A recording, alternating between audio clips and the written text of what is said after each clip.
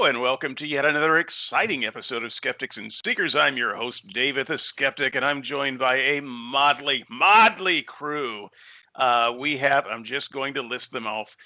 We have Matthew, we have Andrew, we Yo, have Brian with a Y.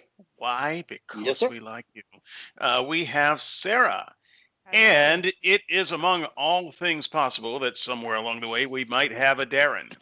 He has lost his opportunity to be properly introduced.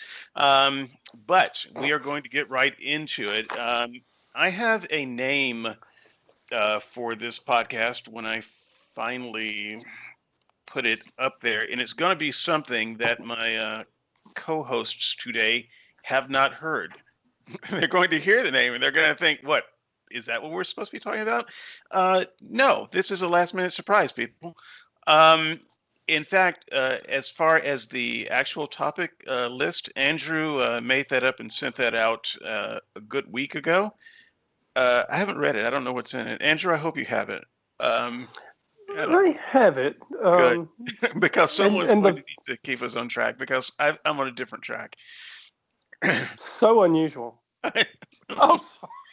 I have I honestly. say that out loud. It's not like I didn't read the topic list. I did read it, but that was as soon as it was sent out a week ago. And honestly, that it just is.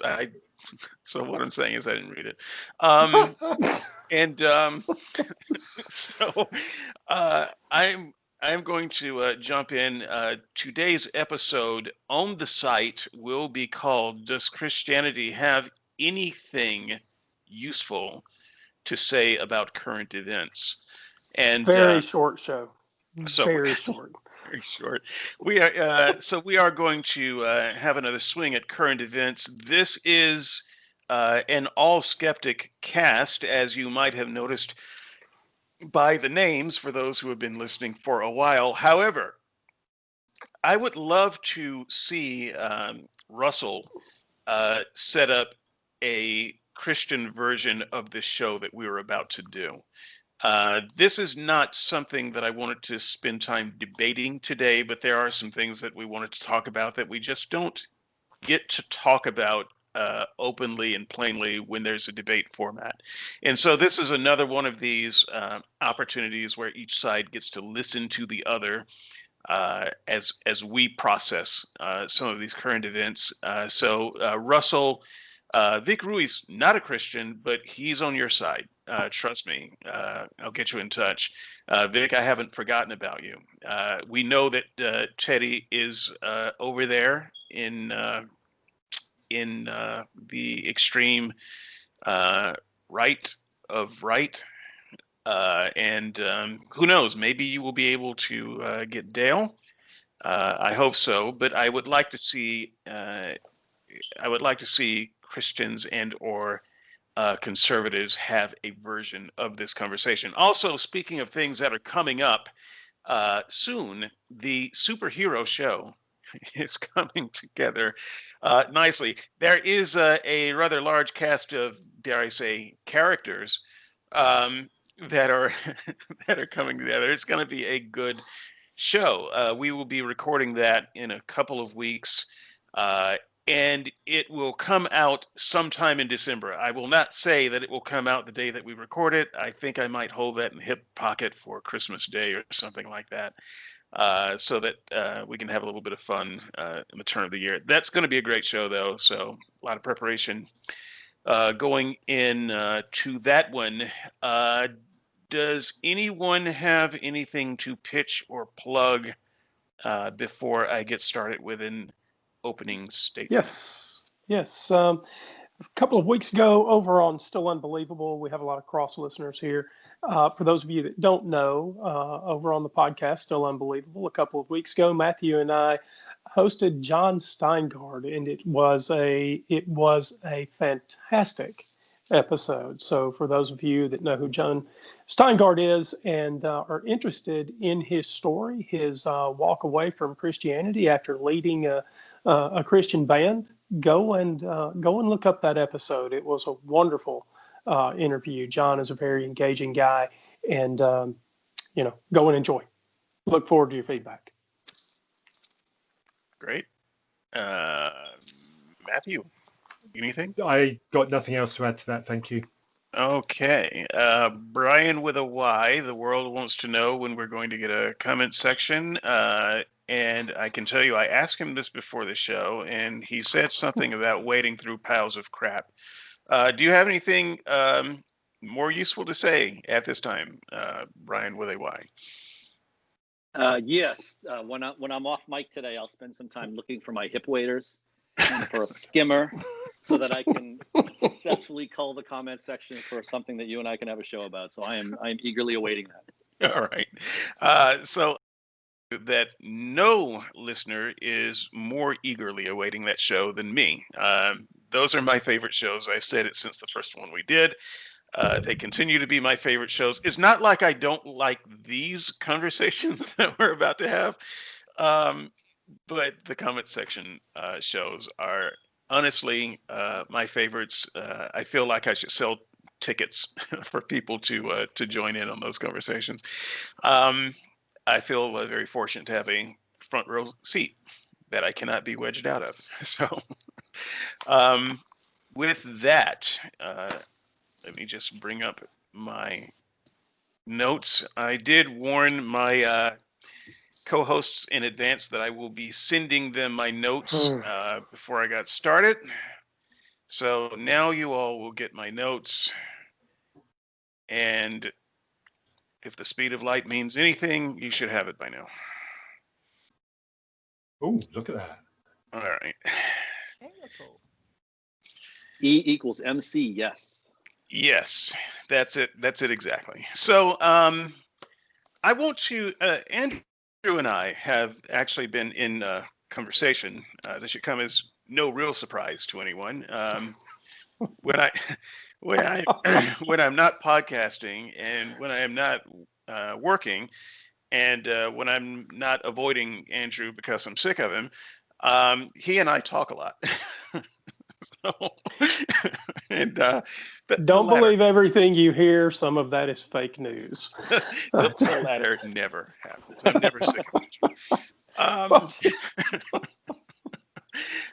But yeah, and in fact, this show was birthed out of one of those conversations, and it's one of those things where after an hour of conversation, I said something like, we should turn on the mic, we should podcast about this, and Andrew's a bit of a podcast whore, and so he said, yeah, we should do that. I'm gonna send out invites.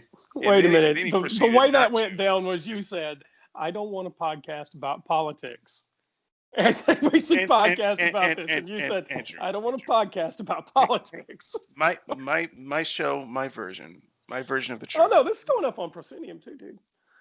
We can just Come on, let's save the fight until later. Okay. Oh yeah, we don't have any Christians here. Oh no, trust me, I've got plenty of crazy to cover both sides. So yeah, this came from one of those conversations, and quite frankly, lots of the roundtables start off that way. So I gave some thought to the list of characters to be on the show, but I've been thinking about this on and off for a while. Andrew and I have talked about a lot of different things, and I'm counting on him to either remember some of those things or find his initial set of notes that he took, because I think there were some great grounds for conversation, and I figured, well, Andrew would probably care about talking about the more political things, but I wanted to bring in a little bit of the theological and philosophical into this to make it a proper SNS topic. And so part of the conversation that Andrew and I didn't get to have just kind of introduced. So Andrew, I guess we're having it now. Looks like is how far apart the two sides are. And I know I don't like binary thinking as if there are only two kinds of people. That's never true. But things do feel very binary these days. there's the Christian politically conservative fundamentalist side, and then there's the other side.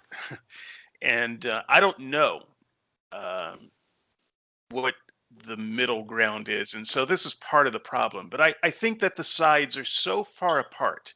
And I think that we're in such a dangerous place in society. This is such an interesting time in history because I don't see a way back. And so I feel quite a bit of despair when I look out in the world and assess, excuse me, current events. And I'm just going to explain a little bit why I feel that way. And if there are any of my co-hosts who would like to talk me off the ledge during the course of this show, that's fine. But I want to explain why it is I feel this way and why I think that we have gone so far that I don't know that there's a way back. I honestly don't see it, and so maybe there will be some discussion around that. Um, so 10 points. I'll go through them as quickly as possible. It might be 5 minutes. It might be 15. I have not rehearsed this. Number one, we just don't have any common ground anymore. Any serious common ground. I mean, we can talk about football teams, and you can call that common ground if you like. But when it comes to substantive matters, people on the two sides that I described before just have less and less common ground to the point where I don't see what that common ground is. Two, we have such epistemological differences that I don't think that it can be bridged. And the reason is because epistemology is fundamental. Epistemology is not secondary. It's fundamental. And so in order to have a useful conversation, there are presuppositional things that we all have to agree on. They're base foundational things. And if we differ on those foundational things, the way we come together is through a shared epistemology so that we can look at things and see what they are and come to agreements, but we don't have a shared epistemology. If epistemology for me is I only believe things that are empirically provable. In epistemology for you is I only believe things that are on faith. The two can never meet. Now I know that those are extreme, but I would say that at least from my perspective, if faith is any part of your epistemology, we can't meet because at some point you'll be able to apply that card. And so no matter what I do, no matter what I say, you have an epistemological difference that will keep us apart. And there's no way to bridge that. We have to have some kind of shared epistemology, and less we do. Number three, the other, and by other, I mean those who are not in your in-group, my in-group, the other is no longer just wrong, but they're the enemy. Have you noticed this happening in society, in discourse over the last few years? I've noticed it, and it scares me. It quite frankly frightens me. There used to be a time when people of sharp disagreements could have those disagreements and remain friends and remain on the same side even. But today, especially in today's political climate and current events, you are not just wrong anymore. You're the enemy. And that makes it very, very hard to come together with an enemy. For we fear the other. So it's not just that the other is wrong, we fear them. Notice how some Christians talk about people who are not Christians. And I'm not just talking about you, Dale. I'm talking about Christian fundamentalists, period. Just look around, listen. They're satanic. We are tools of the devil. This is extreme talk. And how do Christians feel about Satan and those who further his ends? They're not only enemies, but they're frightening enemies. And that's how they see us. And quite frankly, to be perfectly honest, how I see them much of the time. This makes it very hard to come together in any kind of civil discourse and agreement. Five, we doubt the motive intelligence of the other. Um, I could have split this up into two. I was thinking that five was going to be all at the time I got to this, and so I wanted to get them both in. So that's why they're lumped together. Um, it used to be that we could just say, just give the other the benefit of the doubt. At least they mean well. They have the wrong idea, but they mean well. But today, we don't give the other the benefit of the doubt. They don't mean well. They don't think we mean well. And once you suspect the other of having a bad motive, there's no communication possible at that point. There's no detente. And once you suspect that the other has a lesser intelligence, that the barrier between the two of you is not just a lack of understanding, but that the other can't understand you. It's like explaining physics to a 4-year-old. And I think that is true on both sides as well, if we're perfectly honest. So, 6, we have incompatible worldviews that keep a wedge firmly in place. And so even conversations that I, as a skeptic, have with Christians, they can have progress every now and then. But no matter how much progress we make, at some point we hit a wall. And that wall is God. It's a God wall. Now, I know that there are Christians like Peter in the comments. Hello, Peter. I know there are Christians like that who see God more as a bridge. And so I'm not speaking about all Christians, but of the type of Christian that I'm talking about, God has become a harder and harder wall and a higher and higher wall. And you can't scale it. You can't move it. You can't compromise around it. And so when the conversation gets to a certain point, if it's a political conversation, it might get to abortion at some point. It comes to a place where God is involved and no compromise is possible. And even if we on the other side without a God could compromise, the other side couldn't, because to compromise would be to deny God in some way. And that worldview wedge is not going anywhere. And so makes it very hard. Number 7, the grace period has expired. Now I'm speaking for myself here. I'm not speaking for anyone on the panel. I expect the most pushback on this one.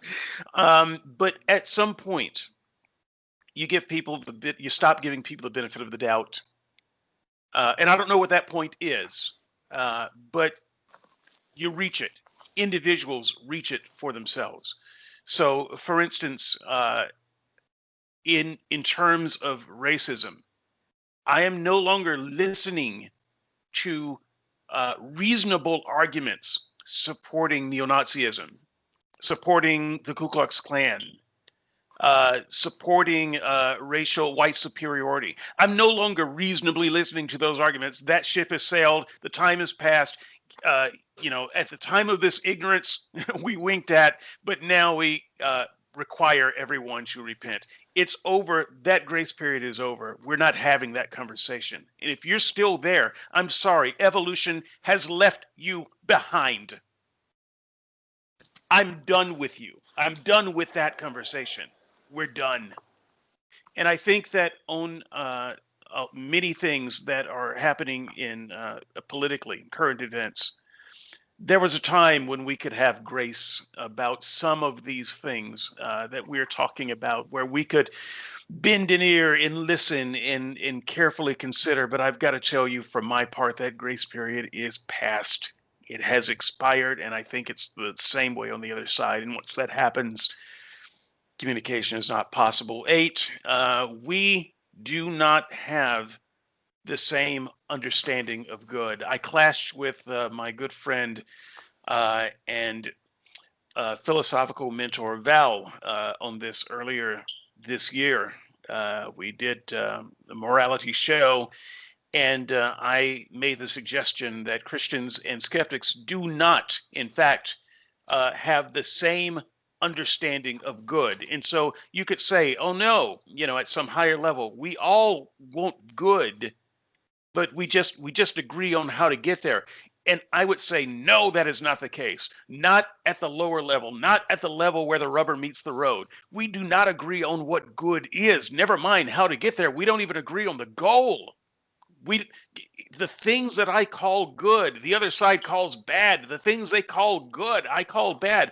There is no point of connection anymore, and that gets further away. And so it becomes quite difficult to have reasonable communication when you cannot agree on the good. Nine, the ends justifies the means. This happens on both sides.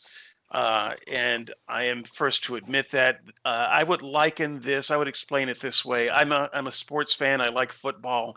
And let's say a big game, the Super Bowl, your team and the other team, they're very close, comes down to maybe one play.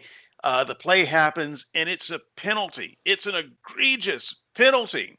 A team scores, they win, but it should have been a penalty. The replay, it happens, you see it, the judges look at it, they take 5 minutes to look at it, they put up their hands, it's a score, and everybody knows that the other side cheated.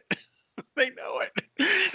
Or at the very least, it was a penalty that should not have allowed that score. You know what the people on the winning side do? They say, yeah! We won without shame.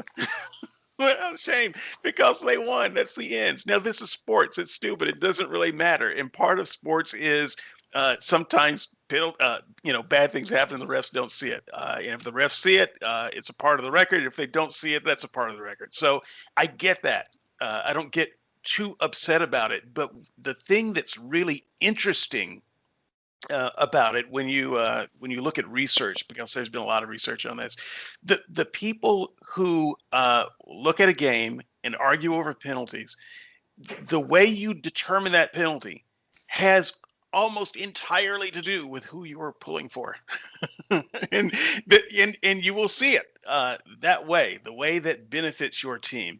That's great in sports. It's not so great in real life. It's not great at all. And so when conservative Republicans, conservative Christians look at someone like Trump, they take a very ends justifies the means approach. We don't care who this guy is. We don't care what he does. He could rape 3 people on the way to work on a video. Don't care, because he represents an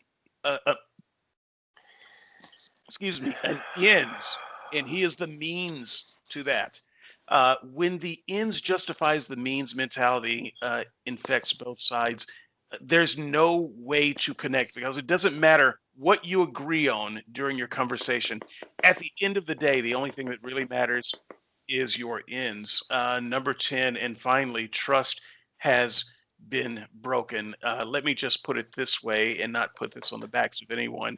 I listen to a lot of conservative Christians in my real life, in my fake internet life, in my research, and I've got to tell you, I don't trust them anymore.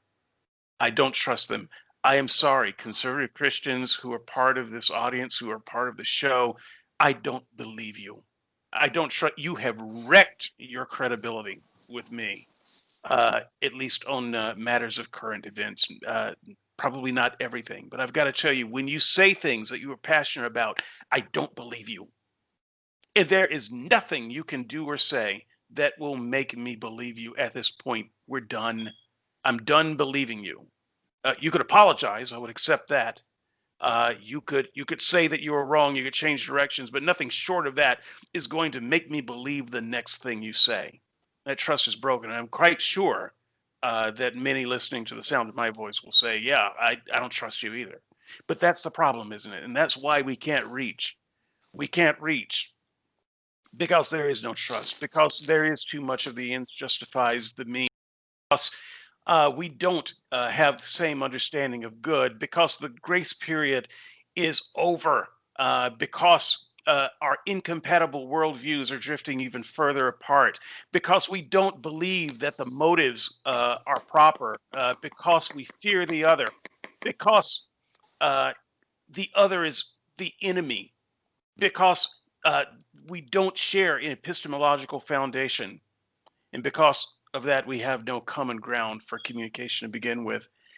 And this is why I am in a moment of despair right now, and why I think the current events that we're facing right now may be a prelude to something much worse in the very near future. I pass it on to whoever wants the torch.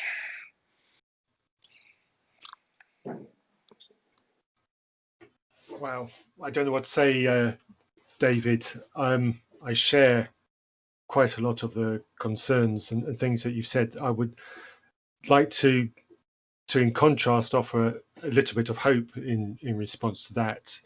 And I hope it doesn't sound like I'm trying to minimize what you've just expressed, because that's absolutely not my intention. The Christians in my life don't sound like the Christians in your life. So the hope that I want to offer is there are Christians that we can share with. They're obviously not the conservative Christians that you're talking about. And I'm very happy and very pleased that I have plenty of Christians in my life who are not like that. But yes, I share that despair of the conservative Christians, and I see that, and I see what's happened in America, and I see some of it in the UK, and I see a lot of it online, not just in America but also in UK, and I worry where that branch of Christianity is going. And I think, to make things worse, I think that branch of Christianity is going to increasingly look very different to the kind of Christians that I see, the kind of Christians that are in my life, and the kind of Christians that I love. And I think those Christians and the conservative Christians are going to have a rift between them as well. So let me point out, Matthew, I'm going to come in and agree with you at least a little. David, I hear all of those objections, and I feel every one of them, at least from time to time. And then there's this thing that you and I talk about quite a lot when we're listening to each other, because probably more than either of us podcast about important things. We talk to each other about things that are personal and meaningful. And the notion that we talk about very often is philosophical charity. And while I feel every one of these points, in fact, I took the opportunity to write them down. I do feel them, but I think that if we don't want to end up in a place where the American experiment fails, and where other countries who look to the American experiment for some kind of leadership, and I don't mean economic leadership, I don't even particularly mean governmental leadership. I particularly mean open conversation. What does it mean to have freedom of speech? If there's ever been a time in our history where we had to be philosophically charitable to the other side, and where we had to attempt to set these feelings aside, give the other guy the benefit of the doubt, today is that day. And I'll move right into point one from the list I sent out. And that question was this: given that the Supreme Court just sided with churches on religious freedom in the face of a global pandemic, what does it mean for us to take that seriously? How should we view the action that the Supreme Court took? So we know that social distancing is important, and in my view, I'll go ahead and say it, and this won't sound particularly philosophically charitable. In my view, the latest Supreme Court ruling that told New York that it couldn't place any restrictions on religious gatherings, what that decision essentially means is that churches just got a license to kill the most vulnerable and needy among us. Because make no mistake about it, the demographic that goes to church are the elderly, and very many of them are much more subject to the ravages of COVID-19 than the millennials. And yet, sorry, go ahead. I was just going to ask a clarification question here. So that decision by the Supreme Court, doesn't that contravene your constitution about showing preference to religion? We've been So that's having that interesting debate for a long time. Yeah, this isn't the first time that this has come up. So the Constitution of the United States guarantees that there will be no law passed that favors one religion over another. And that it Or will none. not it will not establish a church, a state religion. That's right. That would, it would prefer in some way. Right. And so, in fact, in Neil Gorsuch, my apologies, I have a hard time providing the possessive for his last name. In Neil Gorsuch's majority opinion, he specifically talked about this being a time where we could not set aside the Constitution and the guarantees of religious freedom provided to people in the United States. So it very much depends on how you view the original documents. Yeah. So before I chime in on that piece of the conversation, and I very much want to, Brian and Sarah, you cannot get away with just hanging out in the gallery. Oh, this isn't a listen only? No. Paul? I thought I was No, on this. You're not paying enough to be listening. You might have gotten that opinion early on. No, Withdrawn that. if I had to jump in and weigh in, I would say that I hope you have room on the ledge for me to join you, because I could have written those same 10 points down if asked to before this call as well. I am so fearful of the fact that the common ground may have disintegrated. I don't know where it is. I don't know how to find it. I mean, people are literally looking for truth out of Trump's Twitter feed. And if that's where you think you get truth from, how are we ever going to have a conversation about what's really going on in the world? I mean, he's used Twitter for 8 months to tell people that the election was going to be fraudulent. And then when it happened, he said, look, it's just what I said it was. But it's the before and the after are happening in the same spot in his Twitter feed. So I don't know how to share a conversation with someone who thinks that that's a legitimate retort to reality. But those are two different questions, though, aren't they?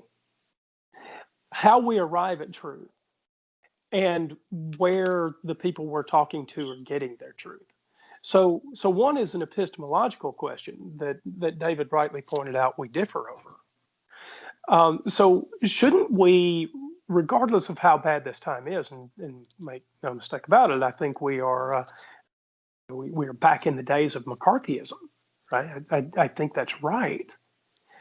But shouldn't we be able to go to the people that we disagree with and not start on what they say is true?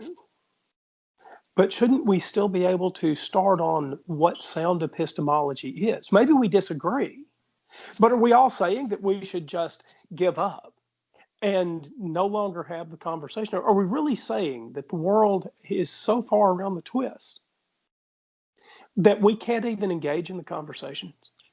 I am to the point where I cannot. I'm not saying that we, Royal We, cannot. So, for instance, when someone tells me that, they learned this thing about the nature of reality based on a Trump tweet, I don't even try to have the discussion about whether that thing is true or not. Because if this is a place where you think, reliable information comes from, we're already too far away for that. because I can just say no. That's not a good, reliable place for true information, and they will say, oh no, it is. It's the president's tweets, and I'm just done. I'm done with that conversation. I will change the conversation to the latest football game, because that's the only level of conversation we can have at that point. I would like to point out that Joe Biden won the popular vote, and it wasn't particularly close. Not only did he win the popular vote, but as long as the Electoral College holds, which is a question down the line here, boys and girls. If the Electoral College holds, Joe Biden won by the same margin this year that Donald Trump won by in 2016. Which he called a landslide. Right. What you call Well, which, and so look, see, you can get truth out of Donald Trump's Twitter feed. Joe Biden won by a landslide. Sarah, Just Sarah, it delayed sounds 4 like years. you may have walked out of the room with your microphone. We were telling you to move it further away. You've maybe moved it a little too far Okay, that'd be better away there. at this point. That's better. Okay. I don't want to break my microphone, because I was just going to say, this reminds me of when the that dress broke the internet. You know, the the blue, is it blue and black, or is it white and gold? Yeah, it's Right. it's very much like that. It's like we are no longer in a world where people's psychophysics is the same. There is they are operating on a completely different level, and what you've just gone through there, America, is pretty much almost an extension level event for democracy. I mean, it's been absolutely terrifying to watch. We can't believe our eyes that this. I can't not use ad hominem for this guy, but this orange fool is testing your institutions and bending your democracy. How dare he do such a thing? It's fragile, it can break, and he is nearly pushing it to the point where you're going to lose complete trust in your institutions and in your processes, and this is just terrifying to watch. And I agree with there's no middle ground. It's like you're either for Trump or anti-Trump, and there's no middle ground, and it seems to be increasingly difficult for people to have a conversation. And I think partly that's to do with the way the media and social media and the internet in general. I mean, if anybody's been watching Social Dilemma on Netflix or listened to Tristan Harris, who left I think it was Google, was it, or one of the big tech companies, and he says, we've designed it so that it's addictive. We've designed it so that, and a moderate reaction isn't exactly something that keeps people's interest. So you need to push them to extremes, and so everyone's just getting pushed into extreme positions. I'm guilty of it myself on the forums, being way more one-sided than I should be. I'm actually pretty moderate in the middle, and you get pushed into these positions because it's almost like the definition of what you're not, and so you automatically fall into this other camp. And I don't know what the way out is either, really, that in terms of just tempering it down. That's all you can hope that the next administration can do for you is to bring the temperature down, try and find some middle ground and some bipartisan agreement, and work together and draw people together, because it's so polarized. But it's the same with Brexit in the UK. It's the same with just it just seems to be everything. Let's just say 2020 is an exhausting year. Yeah, but it didn't start in 2020, did it? No. Honestly, it didn't start in 2016. I think, and part of my theory on this, as Andrew's probably tired of me saying, we've been like this for a long time. Which in Trump is not the problem. He is the manifestation of the problem, but he's the personification of the problem even. But he is the leader of a pack that has been around for a very long time. The thing is, they were just quiet. And they were pretending to be something else. They were pretending to blend in, but they were always there. They've been there since the time of slavery. They came across in the Nina, the Pinta, and the Santa Maria. They have always been with us, and they have had more or less power as time waxes and wanes, but lately they have been out of power and they've had to pretend to get along. But Trump came along and he gave them a voice and he coaxed them out of hiding and he said that it was okay to be who you are. And so they did slowly and grudgingly at first, around that first election in 2016, you couldn't find a person in Alabama. I was living in Alabama. You couldn't find a person in Alabama who supported Trump. Andrew, I think you were living there or around that time too. You certainly in the South. You couldn't find someone who said, "Yeah, Trump." No, but they were there. He carried these states by huge margins. It's just that nobody wanted to say it, but now they're out, and it looks like, oh, all of these people things have suddenly changed. No, it hasn't changed. They've always been there. They're just emboldened now, and when Trump is gone, they'll still be there. He was very good at reading what the problem was in terms of a disenfranchised blue collar working class that had seen their power of pay diminish over decades, and see their industries decimated and things and going off to foreign lands. So I mean, he really tapped into that, and it's the same with Brexit. And if you give people a hammer, which was the vote for Brexit or a vote for Trump, people are going to use that as they see it as their avatar of everything that's wrong for them. So you can't blame them, and I think whoever comes forward is going to have to address that and do something. But he's not done anything for that class, has he? He's not actually done anything that's helpful to them. So he's campaigned on building a wall, which he never fulfilled, and okay, but it hasn't. See, but there's the problem. Now you're actually where the real problem is. Nobody wants to talk about this out loud. But so David, I was living in Alabama up until 2014. But to talk about this problem clearly, we've got to go back to 2008. So 2008, I owned a wireless internet company. And we had a NOC, a network operations center, although that might be a little grandiose to call it a network operations center. It was a little steel building in an incredibly poor neighborhood in Cherokee, Alabama. Well, Andrew, don't knock it. Oh no. Okay, the machine is spooling up and it's threatening to take points away for that. Never mind.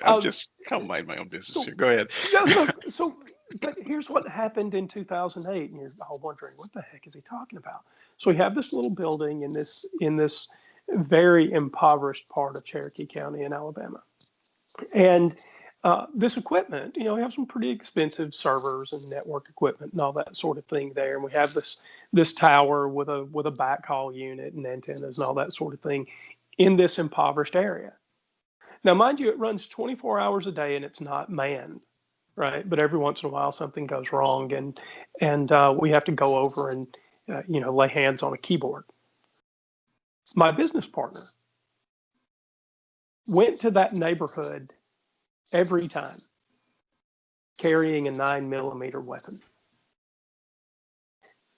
Here's why it's important. In 2008, Barack Obama was running for president. And it's the first time in my life, I've spent a lot of time in impoverished neighborhoods. If you grow up in Alabama, you don't have any choice. It's the first time I saw those people in that neighborhood happy over any damn thing in the world. My business partner, with no evidence of wrongdoing, always felt threatened going into that neighborhood. Our equipment was never damaged. We never suffered any theft. But he went into that with a gun every time he went in. What I'm telling you is, the problem between our two Americas right now didn't start in 2016. It started in 2008. That fear that he had then is the same fear that you see right now. And it doesn't really have to do, it doesn't really have to do with packing the Supreme Court. It doesn't really have to do with coronavirus. It really has to do with a more fundamental problem about how we see equality. And in my view, Donald Trump was almost the inevitable answer to 8 years of Barack Obama. And I think it is the most shameful part of the American story. Yeah, I will just add, Barack Obama represented the sum of the fears of a particular demographic. It was a time they never thought they would see. And I'm not just talking racism, so don't think this is as simplistic as that. It's when any majority who has been a historic majority, not a majority like Congress and Senate. This year they have a majority, 2 years they don't know. When a historic majority loses power, they become afraid. And we have been working toward this shift in our country where the historic unquestioned power brokers are facing a situation where they're not the unquestioned power brokers and it's someone else. It's, if you've had your foot on the neck of the little guy and suddenly the little guy has power, you're going to buy a gun. So That's, I want to say that's, that I didn't mention racism, and in that part of Cherokee County, there were as many ramshackle trailers as there were ramshackle houses. Now you have to, David, you'll understand it. You sort of have to grow up in Alabama to so we're talking about poor white kids that didn't have shoes just as much as poor black kids. right. But so once again, I don't want to take it too far down that road because it's not racism is never as simple as racism. Yeah. It's really about a power dynamic. And That's those exactly right. those people, even the poor ones, when their people were in power, they felt like they were okay. And when their people were no longer in power, they felt like they were not okay. Their circumstances hadn't changed from one administration to another, but their sense of their power did change a lot. And Trump was definitely a backlash from a certain demographic saying, "Oh no, the hell, we're not doing that." And so, Right. yeah, that's kind of how we got him. It sounds to me from what you've just been saying that what needs to change is the definitions of who our tribe is. So the description of the area that you were talking about, Andrew, the uniting factor shouldn't have been the color of the skin. And I appreciate it's more complex than that, but it should have been you're all poor, and the people that are ruling you are those with means. And somehow it's that balance that needs to be addressed so that the people who are in that area with your wireless truck, they would have all been on the same side then. So that's right. I don't want to take away from what David is saying. I am in complete agreement that much of this backlash is racial, and it's funny because not funny, haha, but funny, ironic. At this time last year, we were talking about the racial division that Trump was causing in the United States. We have ended up in the middle of this global pandemic, and somehow that has fallen out of the eye of the media. I hope that Joe Biden fulfills his promise to reunite America. By the way, it's never actually been united. It wasn't united in 2008 when Barack Obama took office. It wasn't united in the 60s during the civil rights movement. It wasn't united at the end of the Civil War. This particular division, David, I didn't intend for this to turn into a show about racism. Yeah, but, no, well, I didn't either. It wasn't united in 1776 either. Well, that's exactly right. And so I'm going to leave this point, but I don't, look, this problem that we are having is yes, it's Donald Trump. Donald Trump has enabled this problem, but it is an American problem that has been haunting this country for the last 250 years. And what we're discovering is no matter what laws we put in place, we still have a huge divide in this country. David, you talked about power brokers. That's exactly right. By redistributing the power, by changing the face of the power brokers, we are attempting to create a kind of equality that we've never had. And it's only this fiction that we've gotten to tell each other up until 2009, right? Because Obama took office, and we are not through with the problems identified by Barack Obama's presidency. And Donald Trump, being the showman that he is, the Hollywood figure that he is, just managed to capitalize on this incredibly bitter divide in America. But I want to say again, Joe Biden won the popular vote, guys. I know we all feel some angst about the future. I share those fears. But Biden won by the same margin that Trump, well, electorally, Biden won by the same margin in 2020 that Trump won in 2016. But his carry of the popular vote is much bigger. Right. Because Trump didn't win the popular vote. No.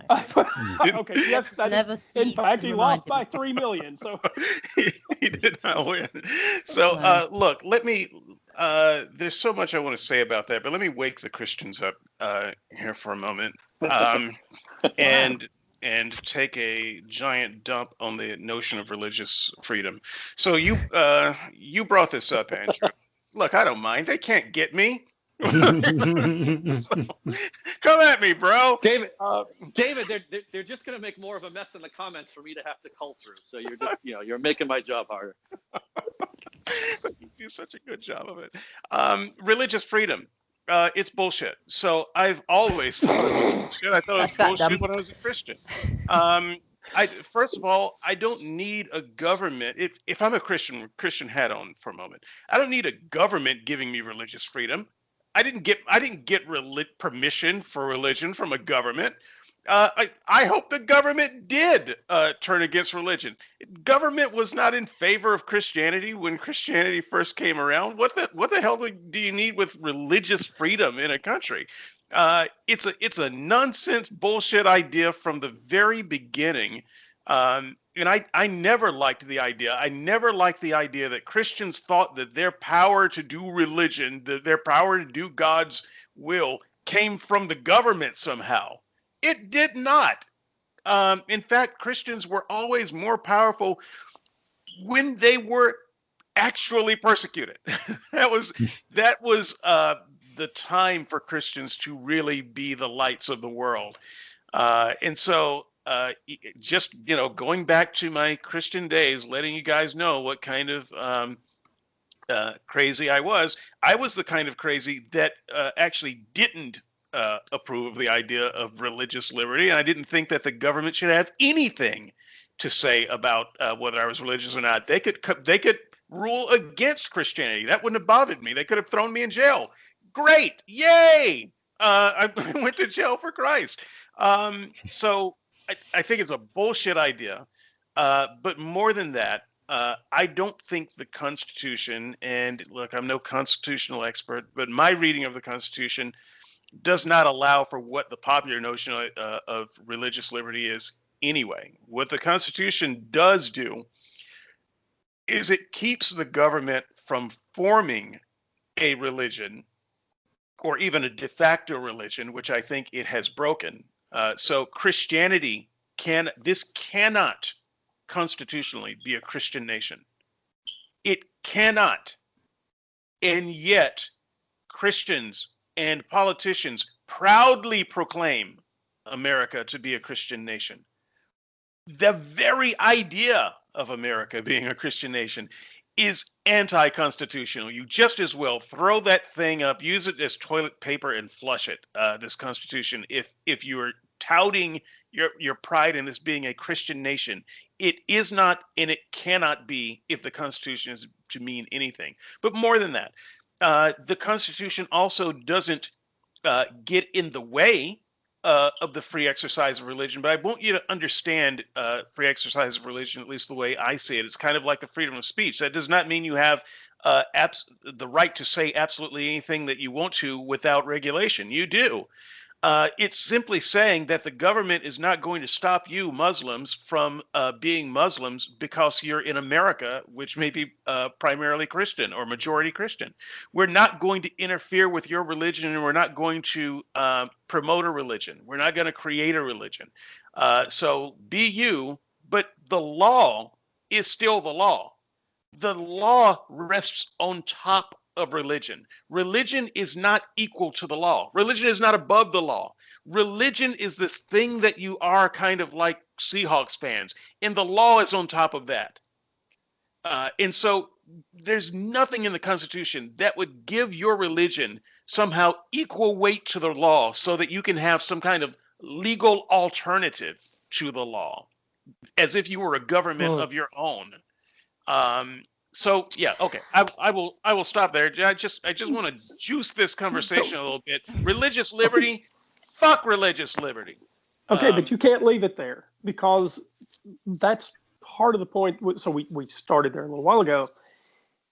What does Biden need to do about a Supreme Court that has clearly signaled that it will vote on religious grounds?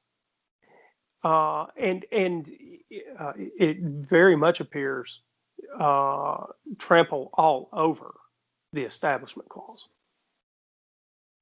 I don't know. Should Biden pack the court, or shouldn't he? Okay, so you want to go court packing? We're just going to throw all this in there. That's fine. Pack the goddamn court. The only reason we have this kind of religious majority in there right now is because the Republicans acted in bad faith in this Lindsey last Graham Supreme Court appointment. Lindsey Graham, this fool, this asshole, Lindsey Graham, I'm serious. This time 4 years ago, when Obama was going out of the office, he had an opportunity to appoint a judge. Lindsey Graham was hopping around like a monkey saying, "You can't do that. You're on the way out. You're a lame duck president. You should let the people speak."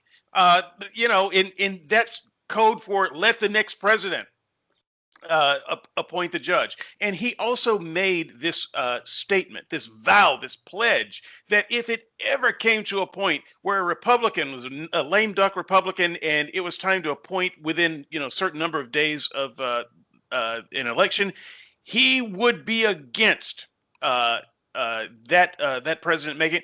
Was he against? No. Lindsey Graham is a fucking asshat.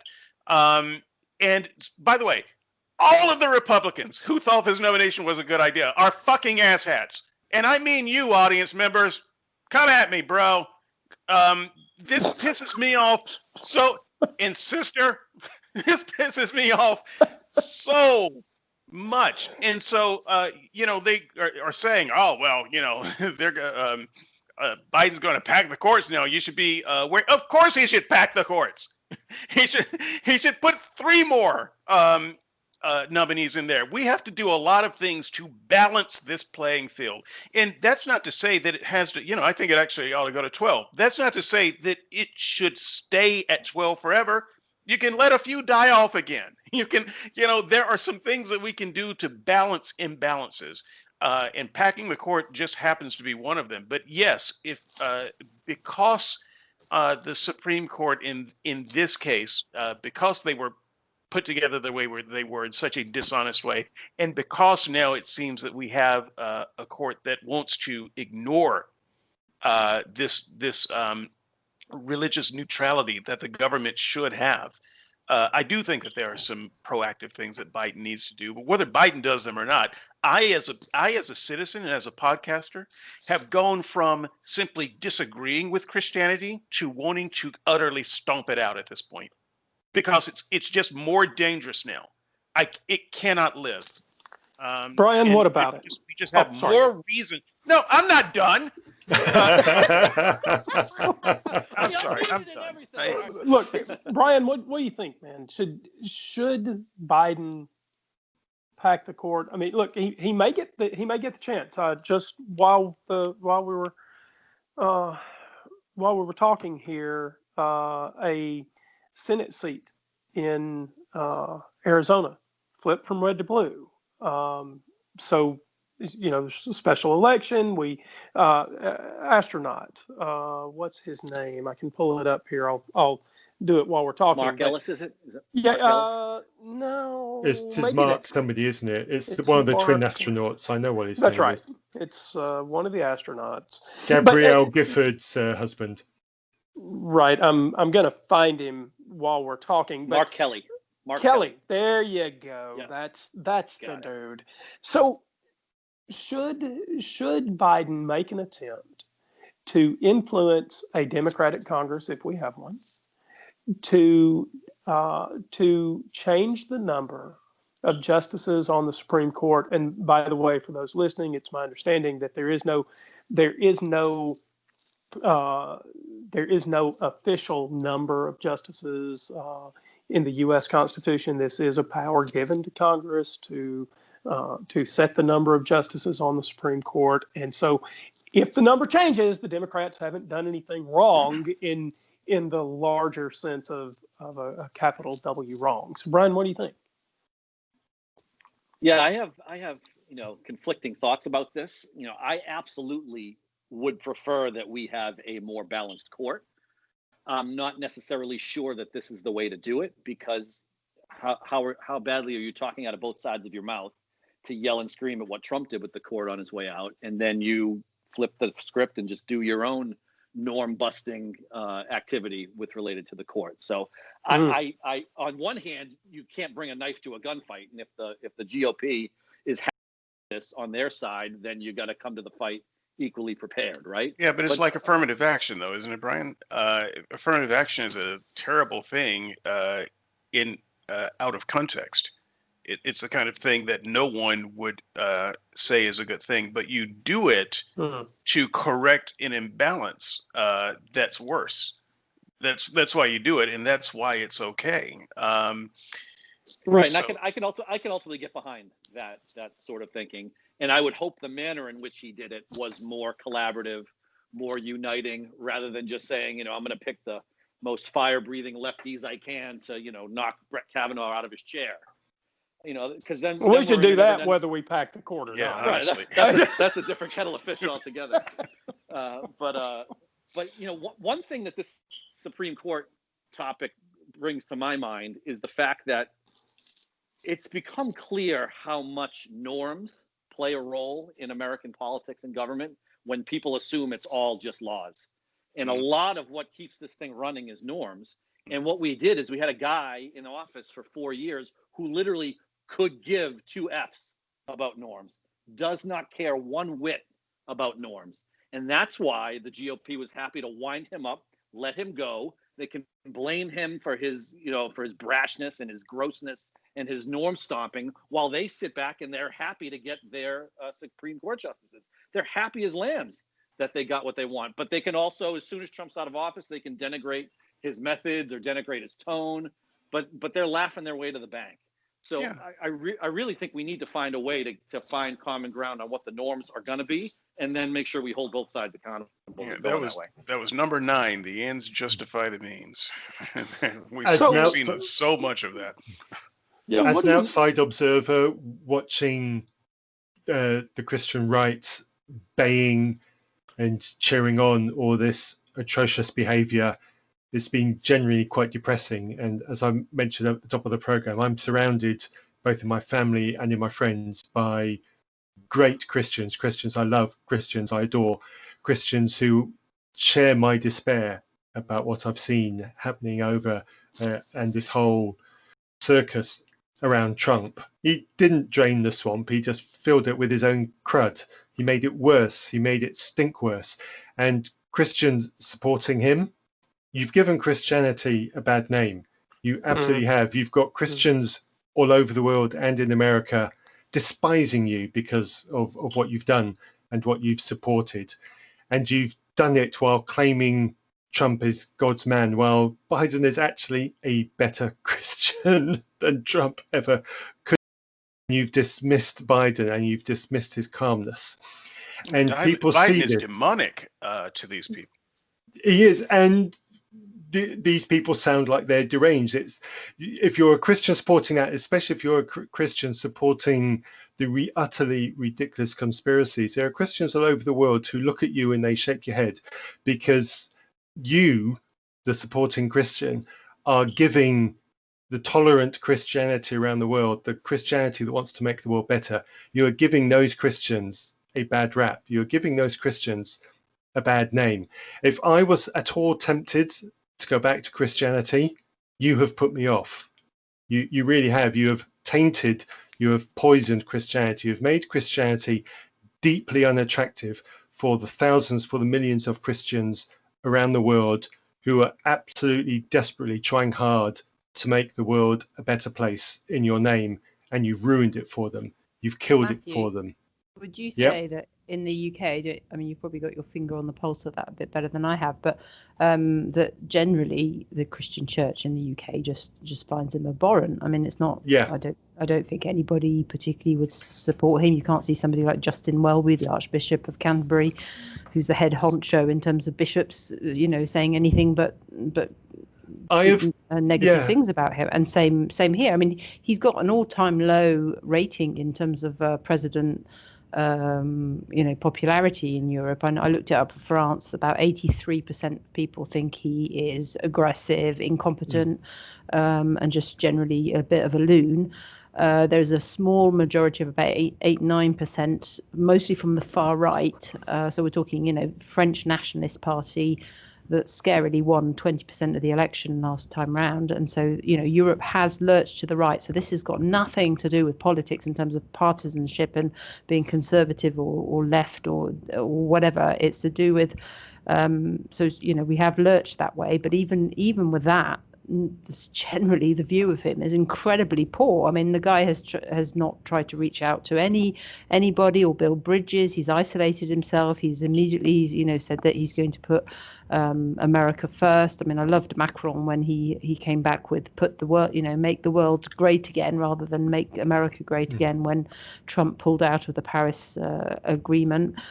Climate agreement things. So, it's just people can see that we're in a global world and we have to work together, whereas he's sought to be completely isolationist with so many things. It's and just generally, I just think most people see him as incompetent. We didn't have a very good view of Bush either. I mean, he came across as a little bit mentally challenged, but God, he's nothing compared to this guy. And you can see people like Merkel, who's been the Chancellor of Germany for 20 odd years, who's just, her eyes are popping out that she just can't believe she's having to deal with this infantile tangerine that turns up at these summits.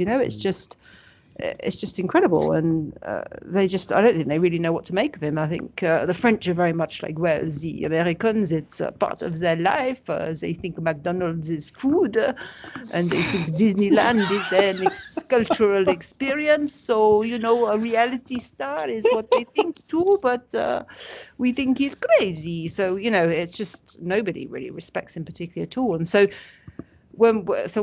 we have news. I mean, I can't think our news station is so biased against Trump that they've twisted all the details. That's why I keep saying to our American friends over there who think that, you know, I'm just reading leftist feminazi news, because it's not the case at all. We're reading completely good journalism from the British press, the French press, and nobody's got a good word to say about him. They can see the danger inherent in his behaviour, and it's almost like, and we just can't believe you can't wake up to it.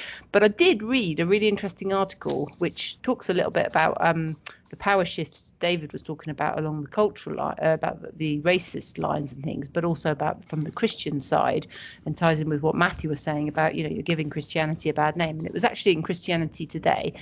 And because I was fishing around for some opinions to have, because I know nothing about American politics, this was I did this little bit of research. It was quite an interesting article saying there's obviously the Christians on one side that are saying Trump is the most amazing thing in the world, and how can you not see him as basically Jesus covered in spam, you know, but and then Just there's for the the others that are record, just we in like, the U.S. don't think of spam as a good thing. no, it's not. But in Hawaii, they do think it's a good thing. So there's No. He looks like a spam. He looks like he pulled open a spam. Anyway. Look, McDonald's may not be food, but spam is food. I'm just telling you. I know. Coq au vin, s'il vous plaît. I don't think I could be hungry enough. potted meat. That's all I've got to say. It's not meat. My mother used to tell me it was dog meat. Nobody should be eating spam. Right. So this article was saying that basically the ones that have absolutely fallen in love with Trump are the kind of Christians that often had quite a lot of cultural influence, and you have had this bizarre unholy alliance between church and state in America, even though you're supposed to have the separation of it. But you have had, you know, these big TV evangelists and a big show of these advisors and things to the presidents all the way through. I mean, you've had these guys become quite big names, don't they? In the States, Billy Graham and things like that, who came over to the UK in the 70s and 80s and things, and had these big rallies. But they've had these influence, they've had this power, and the base that sort of supports Trump is seeing him as almost the last thing holding up, you know, issues like abortion and family values, yeah, but you know, all those kind of things. And they essentially think that not voting him in will see a massive decline in their power structure, especially, and their influence, and just generally, I suppose, will be overrun by transgender latte drinking, you know, bigots or something, or whatever they're terrified of. Whereas the other base of Christians are much more having seen the Bible as Christianity as just, you know, little moments of breaking through. The kingdom is when you're ministering to people, and it's the breaking through of you know, good acts and things like that, and they're less worried about political influence and power, and they're not worried about the church being, you know, having those sort of privileges. So they're much more about the sort of day-to-day, and they're much more likely to think that the integrity of the person and the integrity of the church is much more important. And so I thought that was quite an interesting way of seeing it, because it does show why two Christians who've got the same values, the same creeds, the same beliefs, who want the world to be more like Jesus and follow God and all those things, how they can have such a differing view where they just see him as Satan or Jesus. And it's they literally think that not voting him in is the end of society. I mean, just so you know, the Christians on the right think that Christians on the left are fake Christians. So I mean, it's they've been caught up in this too. It's so polarizing that the Christians have thrown each other under the bus. So it's not like they have even a thin veneer of unity through all this. The ones who were opposed to Trump are fake Christians. This is what this article is saying, that they see it so differently, that you know, both at the end of the day want the same good, as it were. It's the blue-black dress again. They see it completely differently. So I thought it was just an interesting way of passing the two groups, really. David Johnson, we do have this polarization. Electoral College, respect the votes that have come down per state, and will Biden actually win the election 306 to 232? Two answers: yes, and I hate the Electoral College. Look, It So does strike me living, as a really bizarre method of voting. You've just added it's a layer of complexity that's completely unnecessary. yeah. the U.S. So the U.S. is not a democracy. It is a representative republic, and the Electoral College is the vehicle that our forefathers chose Yeah, to yeah, prosecute our version it's of, just BS. I'm a sorry. republican. Senators are national uh, uh, politicians, and they are not elected by some electoral college. You know how they're elected? By the popular vote.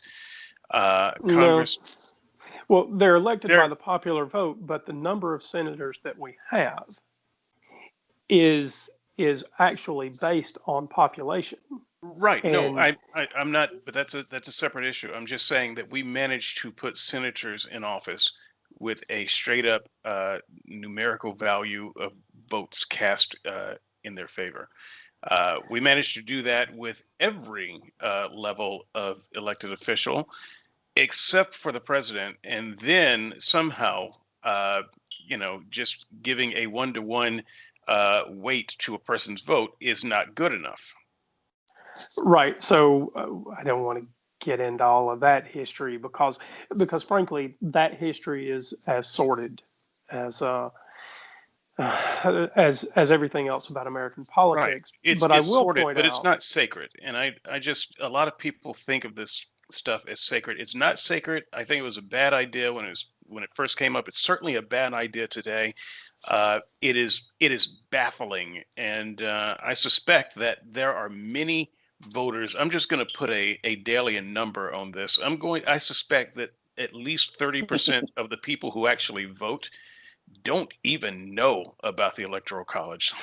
So so I think there's a problem that we're going to see with the Electoral College by 2040. There's some real studies, some real population projections here that that are going to identify a problem with the Electoral College. We can sort of project and see what's going to happen in the next 20 years as the population of the United States increasingly moves to cities.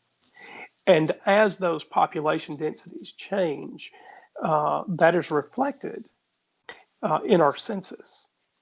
And as the population shifts to cities, some of these states will have more and more senators, more and more delegate votes based on population density. And the rural part of America in the next 20 years is going to start screaming like never before about lack of representation in Congress. And it is going to be a legitimate complaint. We are going to face a constitutional crisis around the Electoral College in the next 20 years that is unlike uh, any crisis that we faced before, not in the sense that it's a greater crisis or less resolvable or anything like that, but it will be a crisis because the face of our representation is going to change in a way that rural America will have a legitimate claim to complain about underrepresentation. well, and by the way, for the people who are not in America, who may not understand the Electoral College, just a very brief mansplanation here.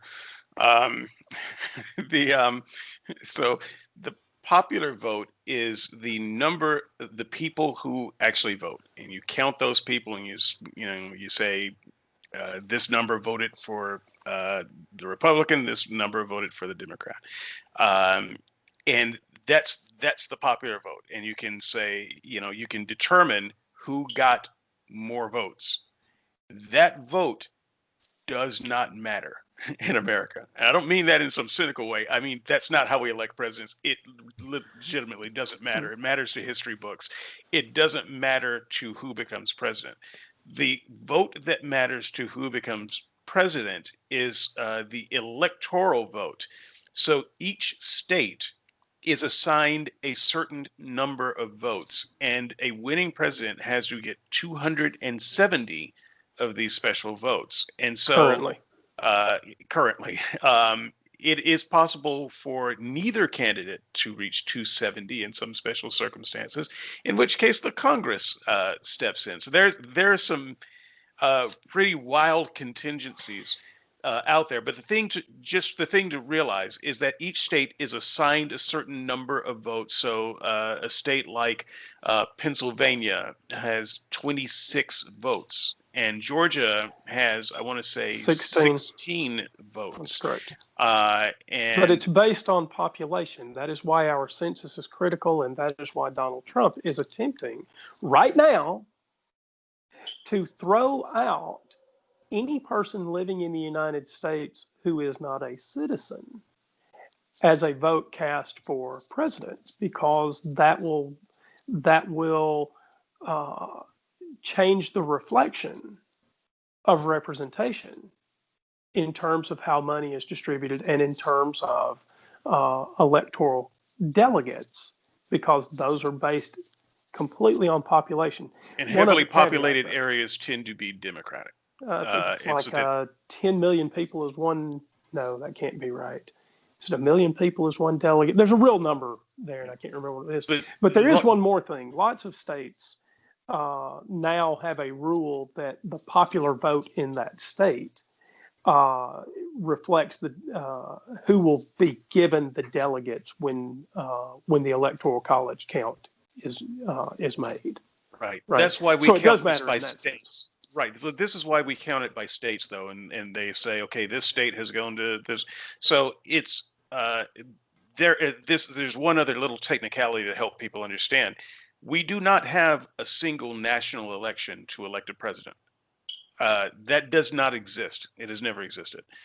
We have 50 local elections to elect a president.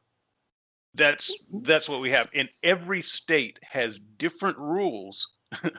And even counties within the states have different rules. That was the problem in Texas, Houston County, versus other parts of the state, and what happens with drive-up voters and all of that sort of thing. Right. And so what might be legal in Pennsylvania may not be legal in Georgia when it comes to voting and absentee ballots and things like that. And once again, the different counties have different rules. And this is why there is such a deal to say, well, who is the president? Because the counties have to report to the state by a certain time. And each county has to certify their votes, and then the state gets those votes, and they have to certify their votes, and then they go to the electoral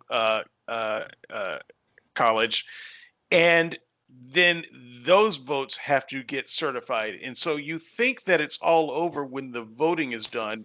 That is not true. All of this has to be compiled, and every step of the way has to get its own certification. And there are all kinds of little ways where that can go wrong. And those are the areas where Trump is working now to try to say, well, it doesn't matter what the votes were. We still have a path to victory, which is technically true. So yes or no? The electoral college the electoral college vote will perfectly mirror Biden's wins per state? Yes. Or will there be some? Okay, so you say yes. Brian, yes or no? No, it will not be exact, but it will be insignificant and minor. In 2016, there were 10 faithless electors, ones that didn't vote for who they were supposed to vote based on their state. But there was no switching across party, right? Like, so people that were supposed to vote for Clinton didn't vote for Trump. They voted for some other Democrat. And a couple that were supposed to vote for Trump voted for, Ron Paul and somebody else. I think the governor of Texas, maybe. So, yeah, I don't think that this avenue is at all the risk of Trump succeeding in stealing the election. So Biden wins, but not by 270. Not by 306. Yeah, but it'll be like 302 or it'll likely be north of 300. It won't be anything to worry about. Interesting. Yeah, that is interesting. I think in this day and time, with so many people watching, I think faithless electors will have a much harder time than in the past. And I think that, for instance, if there was any state that shifted their votes, that took votes for Biden and gave them to Trump, I think it would start a shooting war. I honestly think it would. And in fact, I would not be opposed to it, to be perfectly clear. I think that we are already in civil war. I simply call it a cold civil war. And so, what are the kinds of triggers that can make it a hot civil war? I think one of those triggers would be blatantly in front of everyone just saying your elections don't matter anymore. And I think that that's what would happen with faithless electors this time around. That's why I think that it will be 306, because I don't think that anyone wants to spark the Civil War. Sarah, regardless of what happens, when Biden becomes president, so I don't think Trump does have a path to victory. I think that's as I think that's as much hot air as Trump's insistence that there's no global climate change. Right? There's not a path to victory for Trump here. It's not going to happen. But will you ever trust the institutions of the United States? Matthew, I want you to answer too. Will either of you ever trust the United States if you did before 2016? Can Biden bridge the gap again and put the U.S. in its former position in your mind, whatever that was? I think if your institutions hold out for now, and the governor's certifying, and I mean, I don't know exactly the process, but the things getting thrown out in court, and it's all looking like it's being dealt with correctly, that I think you can recover the situation. If you don't, I really don't know what's happening. And this is what I can't understand, that people even who may support Trump for some of his fantastic ideologies can't see. I mean, how can they not see that this is so serious what he's doing? He's just dealing with it with so little respect. It's just terrifying. It's just like, do you people not read history? Do you not see what tyrants do? It's like, I don't know. Sarah, it's just they think that we're the tyrants. I don't want to bring up Dale in a terribly derogatory way, because I let it be known I love Dale as a brother. He is at times batshit crazy, but aren't we all? But he does represent a larger voice than him, and so I think that when people are having conversations with Dale on the board and thinking, "Oh man, he's going nuts," no, he's gone mainstream. It is, in fact, a mainstream view, and Dale was calling you, I believe. I saw one post where you were called a terrorist. Yeah. This is what they think about you, and you're saying, but don't you see what's happening? And they're saying, oh yeah, we see what's happening, but you are the authoritarian. You, and this is why I am filled with such despair, because when you have a Hitler twirling his mustache, and then his supporters are looking at the Jew and saying, "You see the problem there, right?" Yeah. That's how this happens. And I don't know that there's anything that Biden can do to bring us back from that. I mean, he may get France to trust them, but he doesn't make this other faction go away, and this other faction is in control of the Senate right now. And maybe by the next 2 years, they'll be in control of the House. I think you're underselling how the rest of the world sees America. Certainly from what I see, and it's certainly how I feel, is there is a lot of hope in Biden. I don't think it's misplaced either. Biden is trusted and Biden is respected, not just by France, but by a huge chunk of the world. He comes from the Obama School of Presidency. The world loved Obama. The world is going to love Biden. You have nothing to worry about outside of your borders on that. And I I mean that absolutely He's seen genuinely. as a safe pair of And hands, definitely. I think the problem you have is in 4 and 8 years' time, whoever the Republicans put up against Democrats, that person is going to be judged by the rest of the world on the Trump legacy.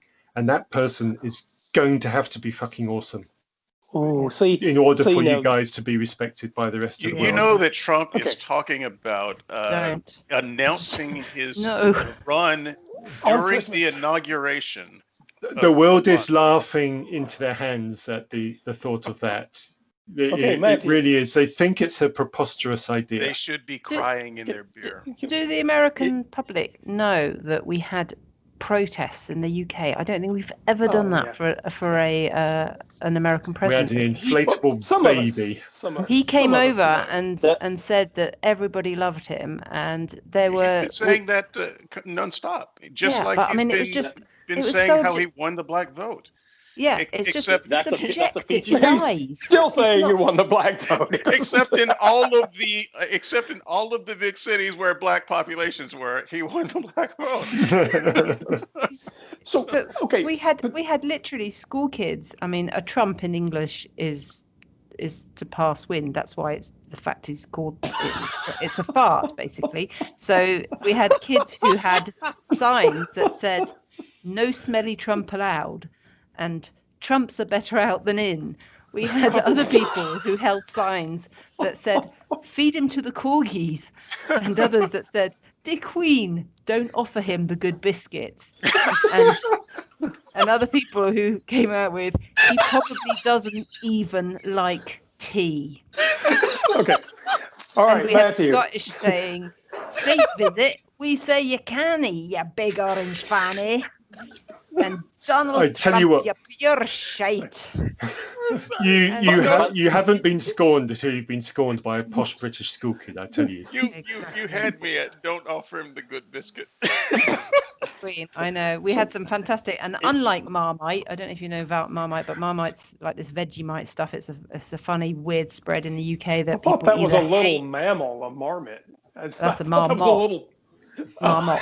Okay, so it's Marmite not a little is mammal. Okay. a veggie spread, and people either hate it or love it, and it's been a bit their brand. They kind of say, it's like Marmite, you either hate it or you love it, and another banner read, "Unlike Marmite, we all actually hate you." So we will overcome supercalifragilistic, sexist, nasty POTUS. We just had the best signs, the very best signs. Okay, look, So Andrew, gotta know, Matthew. The problem is for most of Trump's supporters, the fact that he's protested in England is a feature, not a bug. Right. They're like, fantastic, making America great again. Who cares what those people think? And that's, it's what perpetuates the whole thing. They're like, KFC has the good biscuits, you wankers. Okay. Next. Your ma was an immigrant, you're absolute roaster. Matthew, the next question comes to you, sir. Yeah. There's no secret on the world stage that Trump has some legal challenges facing him after inauguration. You don't say. Look him up. Yeah, I know it's it's a big secret. All of you folks that voted for Donald Trump, you weren't able to save him. Okay, so Matthew, he's going to face legal challenges. Will Trump be convicted of some crime substantial enough to prevent his candidacy for 2024? That would be nice. But I think because of what David said earlier about repercussions, I think repercussions on Trump will be light, if at all, for the sake of keeping the peace. And maybe that's the right thing to do. And I'm saying that metaphorically holding my nose, because if he's done crimes, and we know he has done crimes, then he should be properly investigated. But I think the deep uncomfort internally in America that will happen as a result of that is possibly not worth the risk. But I don't know if I'm really the right person to ask that question. The point that I was leading up to earlier, though, before somebody or other interrupted me, is the Christians that have supported Trump and supported bad tactics that have happened and have cheered on Trump while he's been doing and literally raping your political system. If you have It's not always been pushed back, oh, sorry. if Hey, when just there will when be it's just pushback, allegations, it's nothing yeah, between friends. there will be pushback, and the pushback is deserved. If SCOTUS gets filled out, you have no leg to stand on. You asked for it, you deserved it, you brought those coals upon yourself, and I think you're just going to have to deal with it.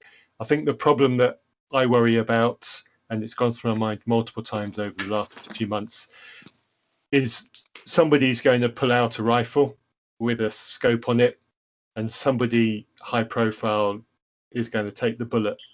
And that worries me. And it worries me from sitting on this side looking across at America. And I do genuinely fear that somebody's going to do that. And I do worry about what the consequences of that will be. Matthew, you have mirrored a conversation that Andrew and I had. And for the record, you expressed all of my views, which were correct. The only difference we had is as far as the bullet goes, I don't actually fear it. So this is well, this the is way I this is fear an it area because where Andrew and I agree. No, we don't disagree that it might come. We're just not afraid of it. It's So just not the worst outcome. Gotta tell you. But I was actually on your side, Matthew. Just to be clear, I think it would be a bad, even if it wasn't Trump, even if we hadn't gone through Trump. I think it's a bad thing to he put. deserves it. I mean, don't get me wrong. It He doesn't absolutely deserved it. deserving doesn't matter. I think that it's wrong in a tradition kind of way, not in a legal way, to put a president, a living president, in jail. And I think that would do more harm than you think the justice would do. Put him in jail afterwards when you investigate him and you realize he hasn't paid taxes and he Because owes we banks millions still and he's. still call former presidents Mr. President. I know. It is in a sense a lifetime appointment. They only have the House for 4 years, but they have the title forever. So I am going to, Brian, I want you to answer this, but I am going to tell the listeners what I told David.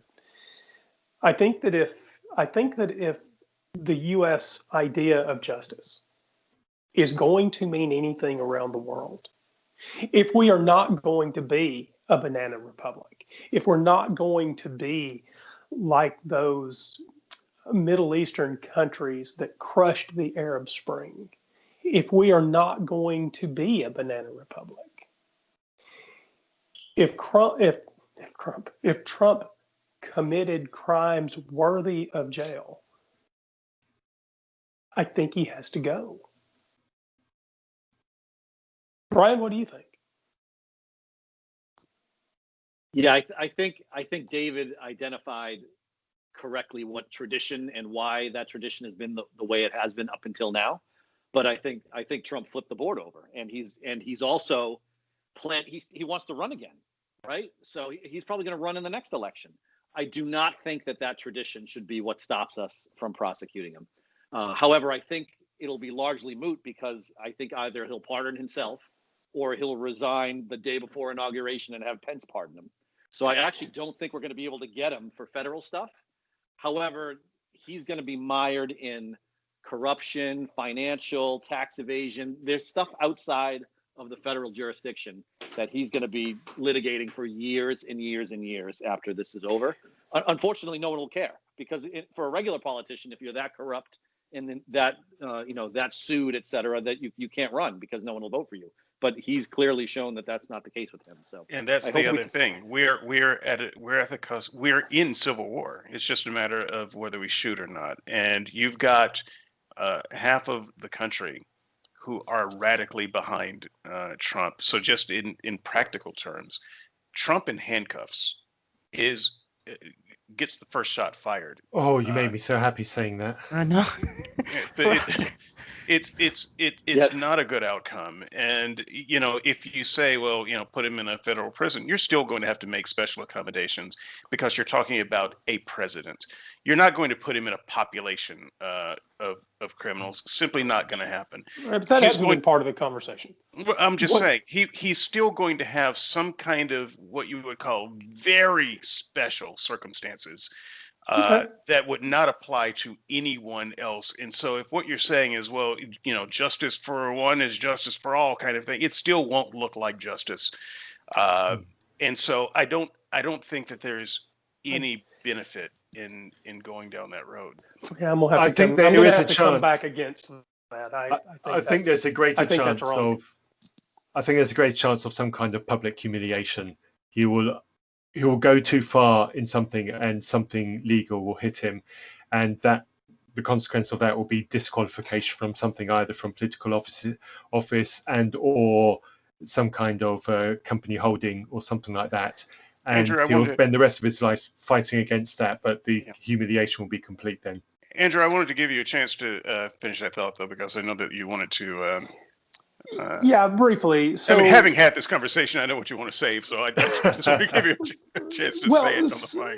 Yeah, no. So, look, we have a responsibility to ourselves to uphold our best values, and whether Trump gets some sort of special treatment behind bars because he was a former president, and we don't want, we don't want the inmates to.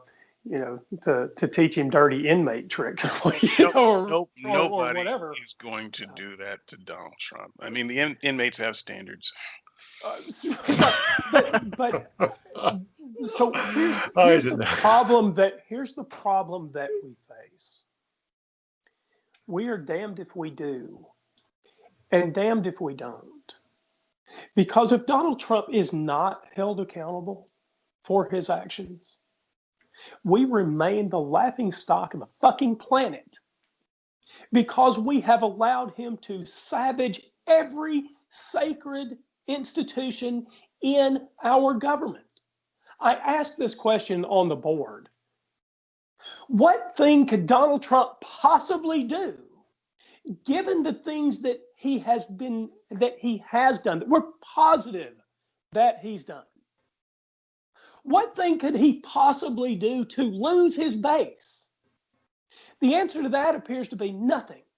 But that is not the same question as whether Donald Trump has to face justice in the American justice system. And by not making him face it, we remain a laughingstock. Whether a shot is fired in anger, they've already been fucking fired in anger. And from my perspective, my friend, the American justice system has been a laughingstock for a very, very long time. And that's not my problem. Yes, it has. Trump. Right. But this is, Brian said it best. Trump has flipped the script. This is not a normal presidency. It is not a normal handover. This is not Watergate.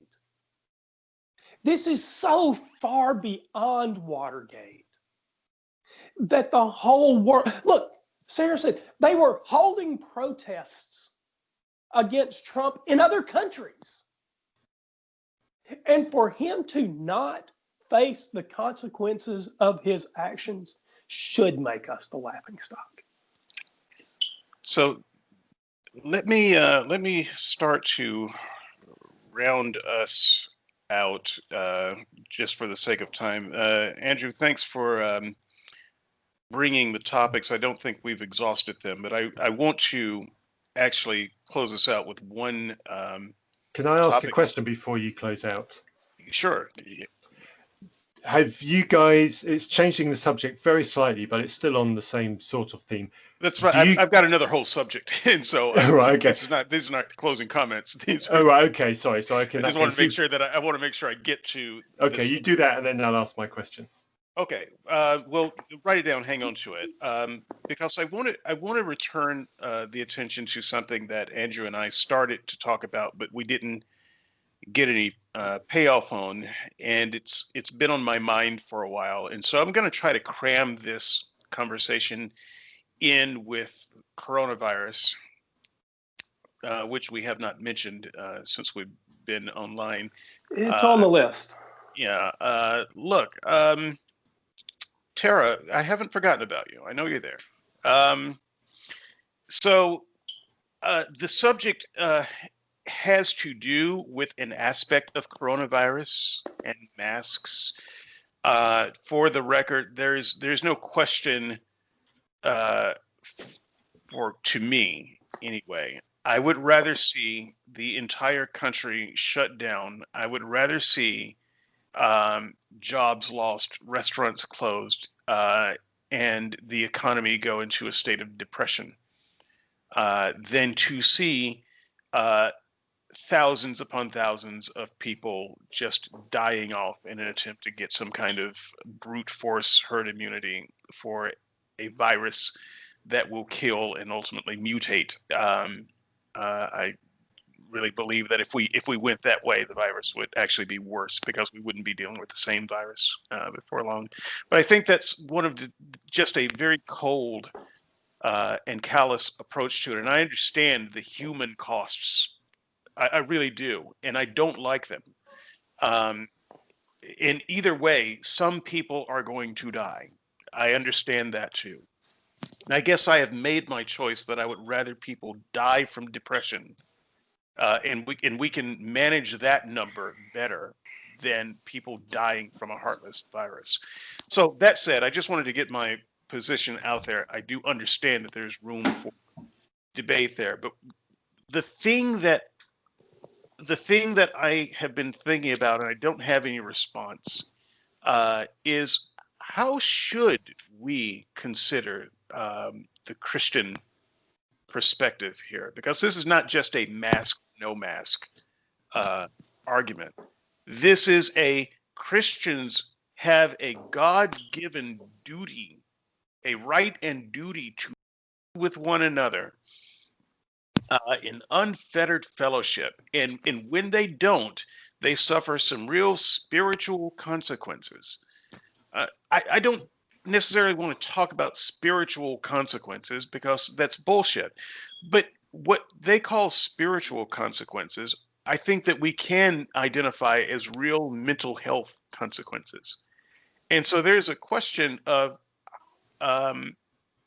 how much do we need to care about that? And what can we do about that rather than just being dismissive of it? And so I don't want to dismiss anyone's mental health issues because they are citizens of this world. They're humans, and their well-being matters to me. It just gets all clogged up when we start talking about it in hyper-religious spiritual terms.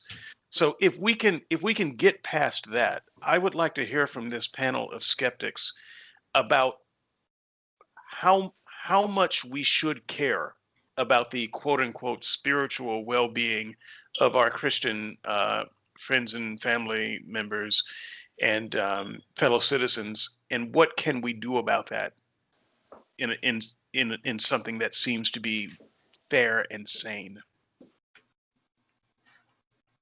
Yeah, I don't think it's a thing here. The only people who seem to protest that they can't meet are the hunters. So they're the ones that are armed. So we've had to allow them to meet up to do a bit of culling of some of the animals. This is when we weren't allowed to go more than a kilometre from our house. So they were allowed to roam free with guns, which seemed a little unfair. But no, I mean yes, okay, I understand freedom of religion and things doesn't means that you understand these people want to meet, they want to do their fellowship and singing or whatever. That's not an issue, but we're in extraordinary circumstances, and everybody has been forbidden for mixing with their friends and gathering. They're not being singled out. It applies to everyone now. as we know, some people don't agree with it as a general idea, this lockdown, but they're not being singled out. So I don't understand why they've got a special case or anything. We'd all like to go and meet with our friends, and I obviously want to go to my witch's coven and, you know, boil a few babies, but I can't. So you have to. I was hoping that wouldn't come out. That really complicates the matter. There have been protests about it in the UK. There are Christians increasingly getting noisy about wanting to go to church. And as I said earlier, those that I know that are personal to me, they all think they're batshit. You know, the Christian I know personally, they don't see why it's necessary, because there's a bigger calling out here, and that calling is the welfare of the nation and the welfare of our neighbour, as the Good Samaritan would indicate. So if you're one of those Christians listening who thinks that it's your right to go to church, well, I'm sorry, I don't know why I should care, because if you think that's more important, and then you are putting other people's health and other people's well-being over your own feel good, and I don't think that matters, and I don't think you count. I think you should just grow up, frankly. Brian, Brian strikes me as a man who has a heart. Maybe we should hear from Brian. I don't know if I can drop as many F-bombs as I heard coming to this, but no, I'm extremely. Sorry I'm about extremely those. Apologies. No. Listen, The family take all friendly types of- rating this is a big went out tent. the window, man. I'm sorry. This is a big tent. Yeah.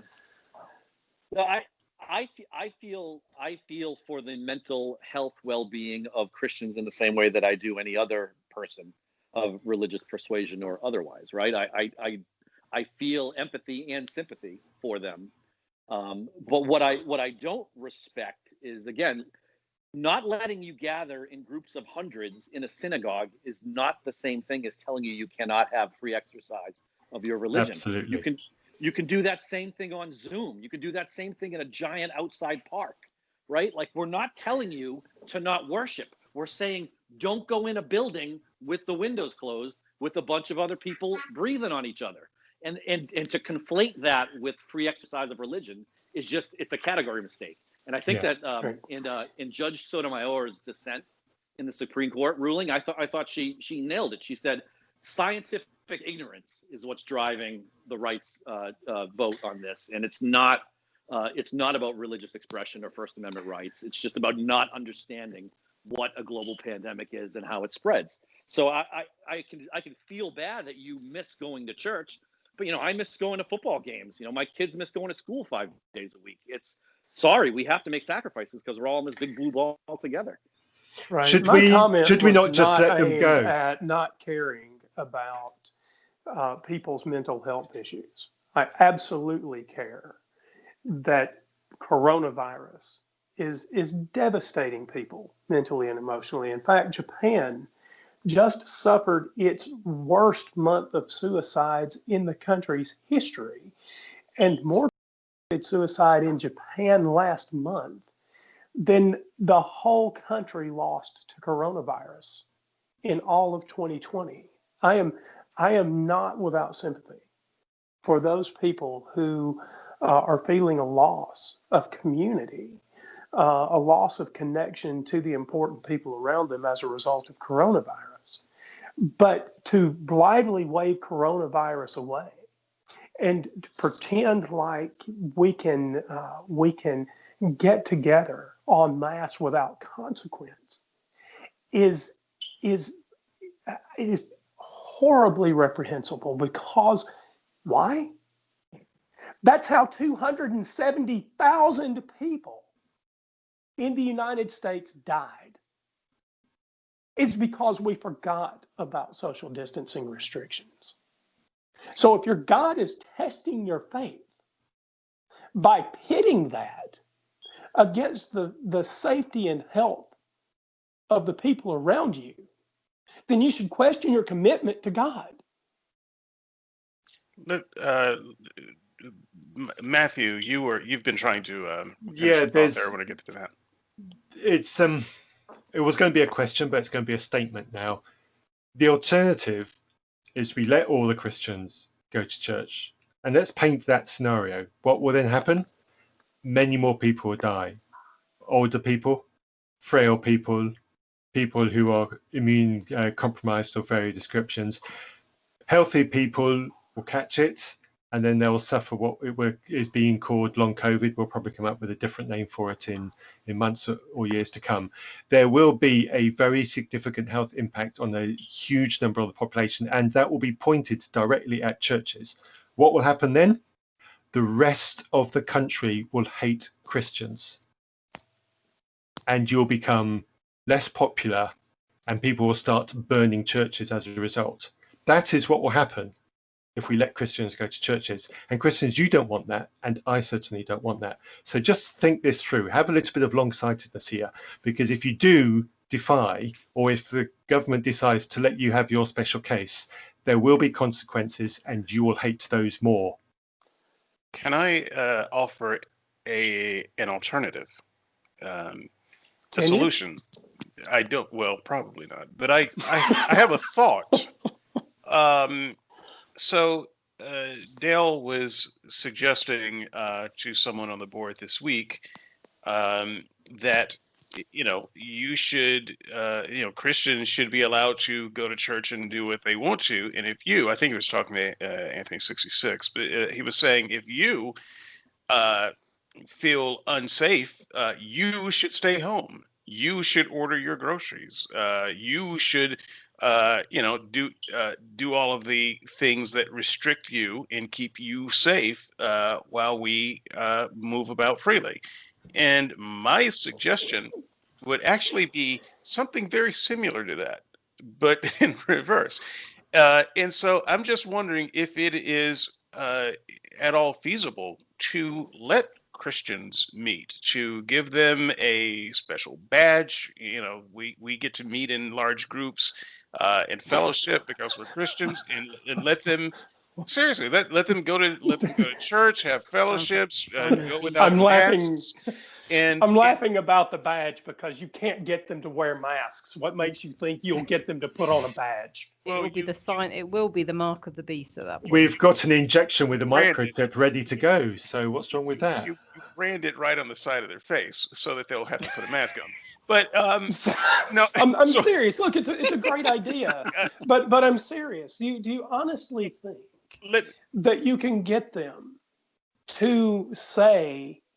There was a nurse out in a medical system out in California. They have just put her on administrative leave because she put up a TikTok video saying, if my colleagues only knew what I do outside of work, that I don't social distance, that I let my kids go on play dates, et cetera, et cetera. I mean, do you really think that you could trust the larger population? But let me finish this thought so that this can have the context that it needs to. I'm just asking if such a system might be possible to allow people to meet in these special group type meetings. It doesn't have to just be church people. Maybe it's the Lions Club meetings or whatever. And then what you do, if you have this special certification for meetings, is you have to quarantine otherwise. So you get to go to your meeting. You can't ride public transportation, but you can drive to your meetings. You can do your meeting things. You can drive home, and you can stay home. And as a citizen, I think I would be okay with that. If because then the risk of them contaminating something outside of their group is very minimal at that point. And so it just becomes a matter of enforcement. But I'm just saying, if there was some way to get Christians to agree to do that, would that be a possible solution to, fighting off this demonic oppression that they're feeling? I see no way to make it work, because the next thing that's going to happen is, so let's just pretend that you got this implemented, right? And you said, okay, so they're all carrying the mark of 19, right? They all carry their special badge, or their or they've got some sort of tracker in their cell phone, or however you implement it, They're wearing a goddamn cross. You can spot them a mile away. I see. The thorns are actually bent into a 19 shape. Tattoo John 3:16 on their forehead. Yeah. So don't they all have halo? They're happy to self-identify. Okay, right. But I'm serious. Here's the real problem that I see. The next thing that will happen when an employer says, "Sorry, you can't come into the office because you were at church yesterday," is someone will say, "Well, you are impacting my right to work because of my exercise of religious freedom." And if you think that's not going to happen, you're not keeping up with the crazy. Sure. I think that would happen in many cases. I'm just trying to come up with a theoretical alternative that could work. If they're real concerned, there's no way it could possibly work. Why this theoretical alternative won't work. I'm not opposed to theoretical alternatives. I'm trying to come up with one with you that will work. Well, in another possibility, I even hate to throw this one out there, but I'll just go ahead and put it out there because I had the brain fart at the same time as the other one.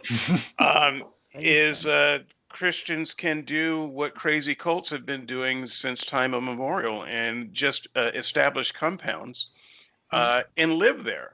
Don't leave.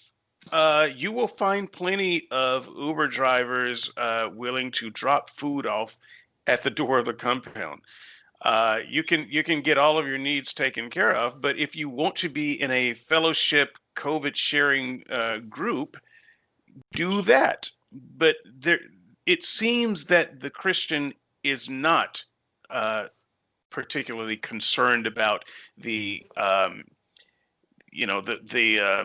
demonic forces taking advantage of them because they can't fellowship. It seems they want more than that. Because if these ideas would not be satisfactory to them, then I think that what we revealed is there's something else going on, especially since Christians thought it would be such a good idea if they had all of the freedom and everyone else was locked up because they were walking around spreading disease. Well, that's what they want. That's the freedom they want because they think themselves special and they shouldn't be treated special. End of. Yep. Okay. Einsteins of this panel, what is your solution, Sarah? What is your solution? Oh, just reduce the crazy over there. We don't have these sort of problems. We're in the middle of a pandemic. The government has said certain things. That's it. Do what you've been told, which will make Tara apoplectic, me saying that. But yeah, I don't know. I don't understand why. It's everybody's making sacrifices right now, and it's only for hopefully not too much longer. I know the impacts are bad, and I know the situation for health, mental health, and things is serious. And the sooner they can lift restrictions, it will be good. But I don't know. They don't need to meet in a closed building to worship. Worship is a way of life anyway, so it's not just. But according to them, they do, because it is a part of what constitutes assembling themselves together. So that does not, in fact, include Zoom meetings and things like that. There is a power of the spirit in the physical location and proximity. Brian, I suggest they travel and go and see some persecuted Christians that are stuck in prisons or something who can't do those kind of things. It's just. Brian, you have a heart. Surely you also have a solution. They laughed me off the panel, so I hope you can do better. Yeah, I feel like I'm still being laughed off the panel. So I didn't laugh. I was laughing with you, not at you. I want to make sure. I love you dearly, it feels David. remarkably similar. Actually, maybe I did laugh. The other, unfortunately, David, the other trouble with your solution is, if we let all the Christians go and assemble and go to church, then that's going to thwart the flattening of the curve strategy, right? All these Christians are going to get COVID and get it terribly, and they're going to be crashing the hospital system. So you see that as a bug, and the skeptics see it as a feature. I will say that Brian is right that I have not considered the effect on the hospitals. I've simply said, well, let them die if they want to die, but it's never that simple. There is no path to let them die if they want to die. Right. Once the hospital systems are overwhelmed, it's over for everybody. We're already But with the branding overwhelmed. idea, if it's on the forehead, then when they come into no, it's too much. Well, could it be like 666 Never mind. It's anyway. We'll work on it. We'll workshop the brand. So, We can so what maybe put is it in the the palm of look? their hand and Isn't isn't the real problem here? Isn't the real problem here that we are talking about a Bronze Age religion that didn't have a theory of disease that matched with reality? Isn't the real problem here that this God that we are talking about made no provision for this kind of situation? And shouldn't that tell us something about the nature of this supposedly all-knowing, all-loving, all-present God that works out human problems to the advantage of his people? I mean, isn't the real problem here that we're dealing with a God who simply apparently didn't know about viruses and germ spread and social distancing? Isn't that the real problem? so He did. He just didn't share it. with Oh. that, I am going to ask everyone to consider your final thoughts as this discussion has gone way past my supper time. And I'm very hungry now, and I have to pee. So, with that, let's start Is this the wrapping proper it up. wind up now then? Because I've still got that question I wanted to ask. Well, That politics you one. will be able to ask your question. Yay. I want to get the order of the closing comments Okay. set up so that we don't have these awkward silences where everyone backs up and leaves one person standing, and that's who's got the comment. So let's just figure this out. Matthew, you won't be first. That's okay. I'm not going to do that That's to you. fine. Not this time. Not this time. I know how much you hate it. In the superhero show, you will be first every time there's a first. There will be no mercy. You barely got back on that show, my friend. Oh, my answer will be Doctor Who, just so you know in advance. So That's not a superhero. Okay, so sorry. I'm going to do things a little bit differently. Andrew, I'm going to ask you to start the closing comments, and I will follow after you, followed by Brian, then Matthew, then Sarah. You will have the very last word. So in that order, Matthew, you had a question that has been burning It has been burning through me. your skin. So let it out. Give birth. This is a hot potato in the UK at the moment. Do you guys know who Anne Secoulis is? Not a clue. Yeah. That sounds like a wine cooler. Guessing that's a person and not an animal in the zoo. It's a person. Okay. So It sounds like a Like a fungus. Zima. I'm Is this a better disappointed. out than in joke? Is that what this No. I'm disappointed that you guys don't know who Anne Secoulis is. Now, Anne Secoulis is the I wife don't of even know where the UK is on a map, man. She's Anne Secoulis is the wife of a United States military intelligence officer. And they were at an army base here in the UK. And a year ago, she drove out of her army base, drove on the wrong side of the road, and killed a teenager on his motorbike. right? And then she was advised by her superiors to immediately leave the UK and go back to the UK, back to the USA. Before which time the police, now basically, long story short, the UK is now seeking extradition for her to come back to the UK to face the consequences of her actions, which has been blocked by your administration. Is there any hope that so, well, you guys don't know much about the case because didn't even know who she was. So my question was going to be, is there any hope that situation could change in the new administration? Okay, I did know. I didn't recognize her name, Matthew, and I'll integrate the question into my final thoughts here. I did follow that, and it's pretty clear that she was entirely at fault. And I don't know. I don't know whether the Justice Department under Biden will behave differently, because it's a long-standing policy in the United States to not turn our citizens over to any foreign government. even our closest allies. I will say that she should be turned over. There was some attempt at diplomatic immunity, I think, if I remember the story correctly. And anyway, should she be turned over? I don't know what it means to have allies. I don't know what it means to have close allies, allies on which our financial systems, our governmental systems, our systems of ethics interdepend. If when we kill each other, we can't be subject to each other's authority in a meaningful way. So, should she be sent back? I have to say yes, but I don't think it'll happen. Likewise, I should probably apologize to some of the Christians who will listen. Some of the language was a little rough around the edges. Some of it was intentional. You really should question a commitment to a God that would cause you to follow someone like Donald Trump. I challenge any one of you to open your Bible in the best tradition of what you think biblical heroes are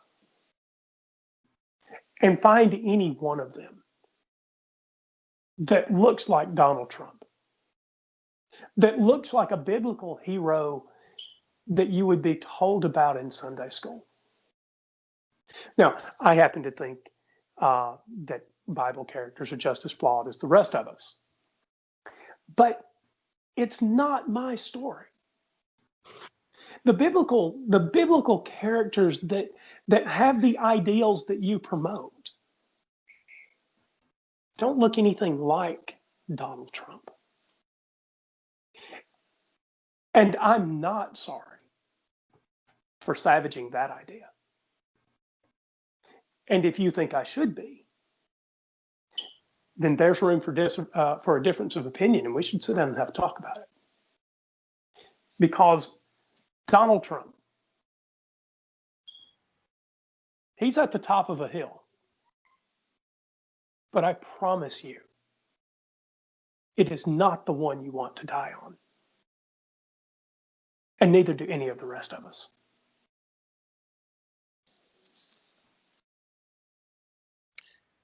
Okay. I will jump in to your question, Matt. Extradition treaties are complicated, like all things diplomatic. I don't understand the diplomatic world at all. So I am deeply offended by the idea of diplomatic immunity, for instance. So a diplomat can go to your country, rape 3 women, get drunk, and run over a family of 6. They cannot be prosecuted. So, we talk about the rule of law. I don't even know what that means. We have so many loopholes around that. And when it comes to diplomacy, I don't know. As you told the story, your country sent her back here. Now they want her back.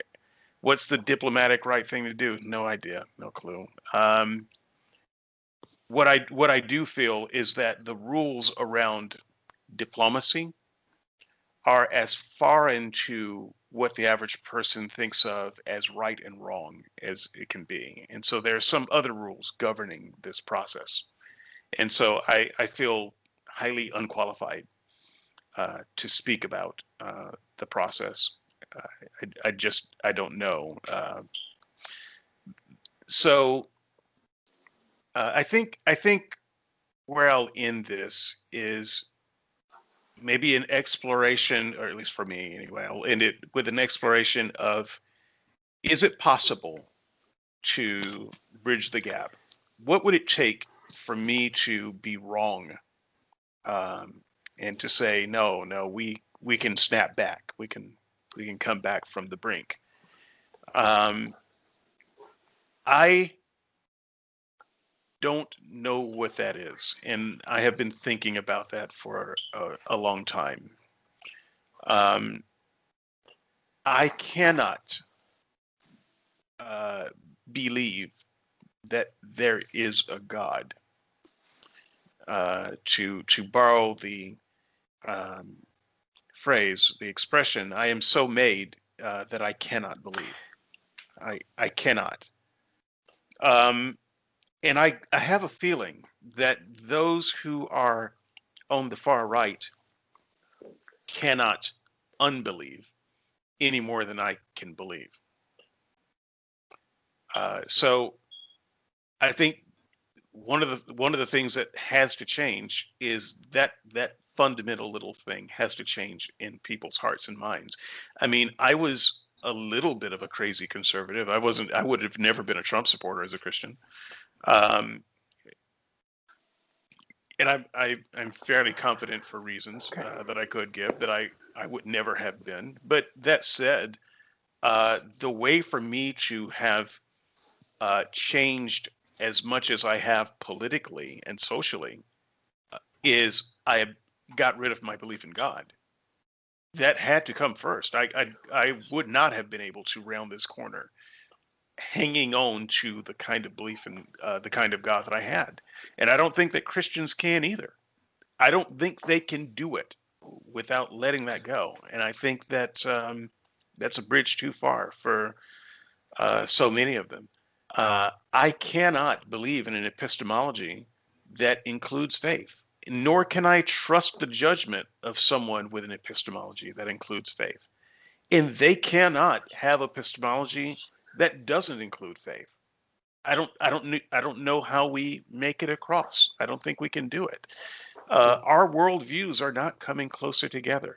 Our ideas of what is good are not coming closer together. I'm not going to change my idea of good to mean that immigrant families and children need to be separated at some border, and have many children orphaned. And I do not believe that Americans' borders ought to be closed to people less fortunate and risking their lives to find something better. I don't think that those people looking for something better ought to be met with a gun.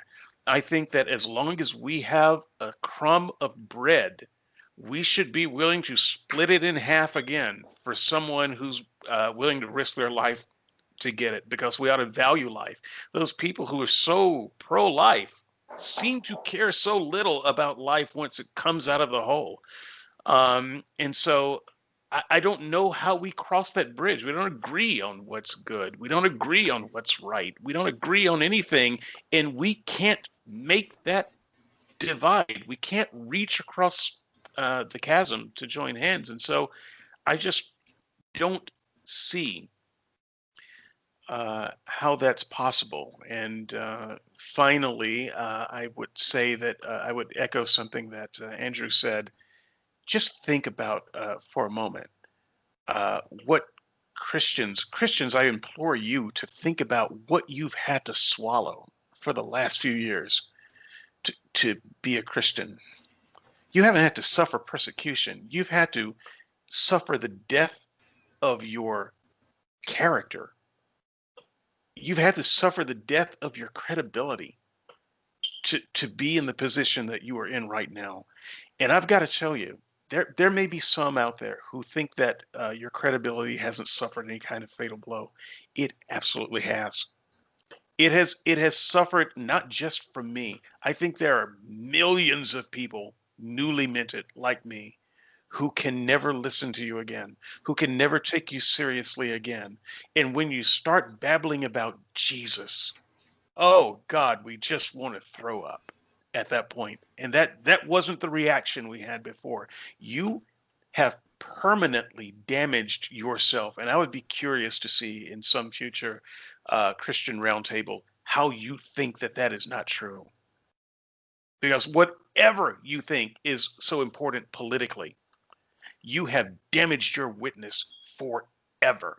You have no religious credibility except with the people who already believe. Your ministry is damned. And for the first time, I'm really glad of that. Brian? So during these tumultuous political times, I found myself doing what I tend to do, which is I've been rewatching the TV show The West Wing. I don't know if you guys are familiar with it or have watched it, but it's one of my absolute favorites. And I don't align myself entirely politically with the people in that show, but just that the government runs, it's something that I think is aspirational. And what I'm seeing in the real world, unfortunately, is not what one of my favorite lines from that show is. There was a part of the series where the Democratic president had to step down, and the Republican House of Representatives Speaker rose to power for a period of time. And obviously that was a big plot line. But the guy who ascended to power, in talking to the aides of the president that just left, said that there's a lot more that unites us than divides us as Americans.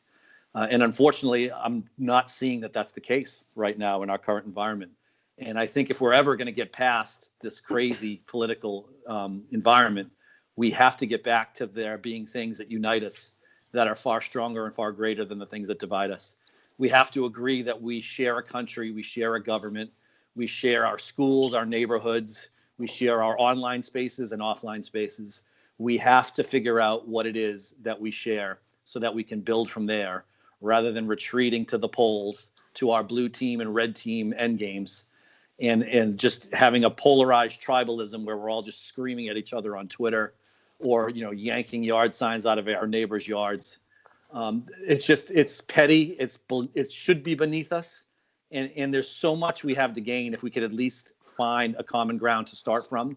Then we can disagree civilly. Then we can argue, and we'll fight the good fights, and the winners will win and the losers will lose, and not file frivolous lawsuits because they lost. I'm hopeful that we get there. I think we elucidated a lot of the troubles that we currently have that make it difficult and maybe even impossible to see. But I don't think we should stop trying. I think we should always be trying and trying to have good conversations, regardless of what the other person on the other side is thinking or feeling, because I don't see any other way to get there otherwise.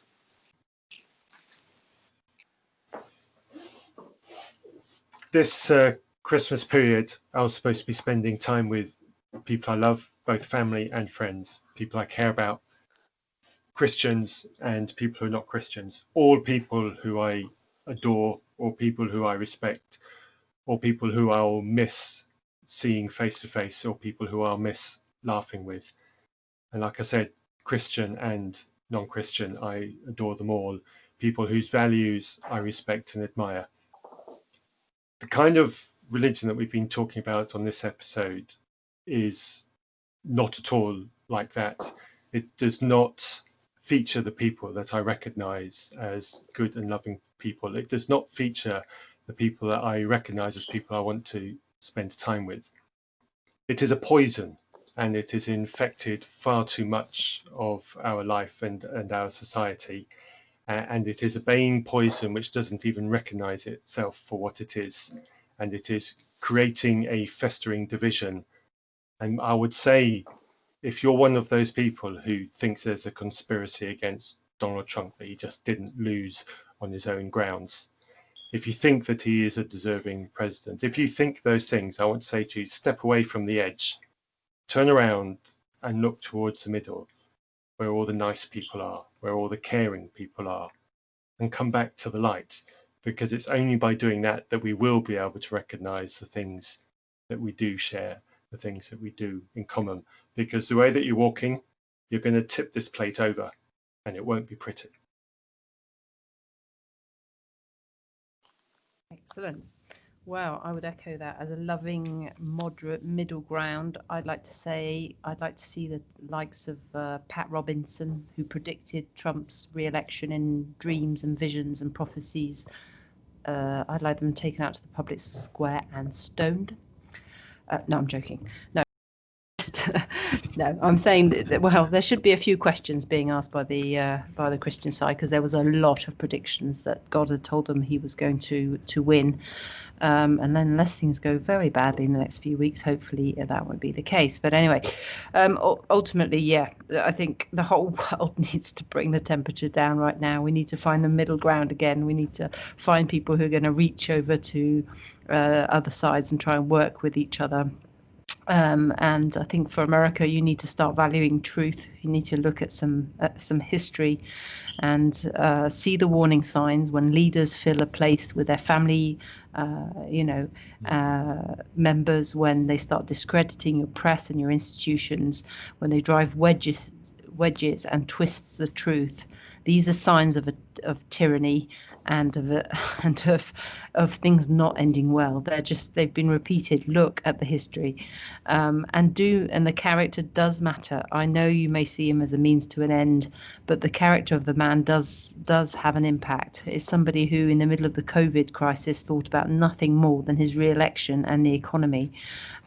Who is not competent, who is not consistent, who has no compassion, no wisdom, no integrity. He's not committed to anything other than beyond himself. And he just follows his ego and his impulses.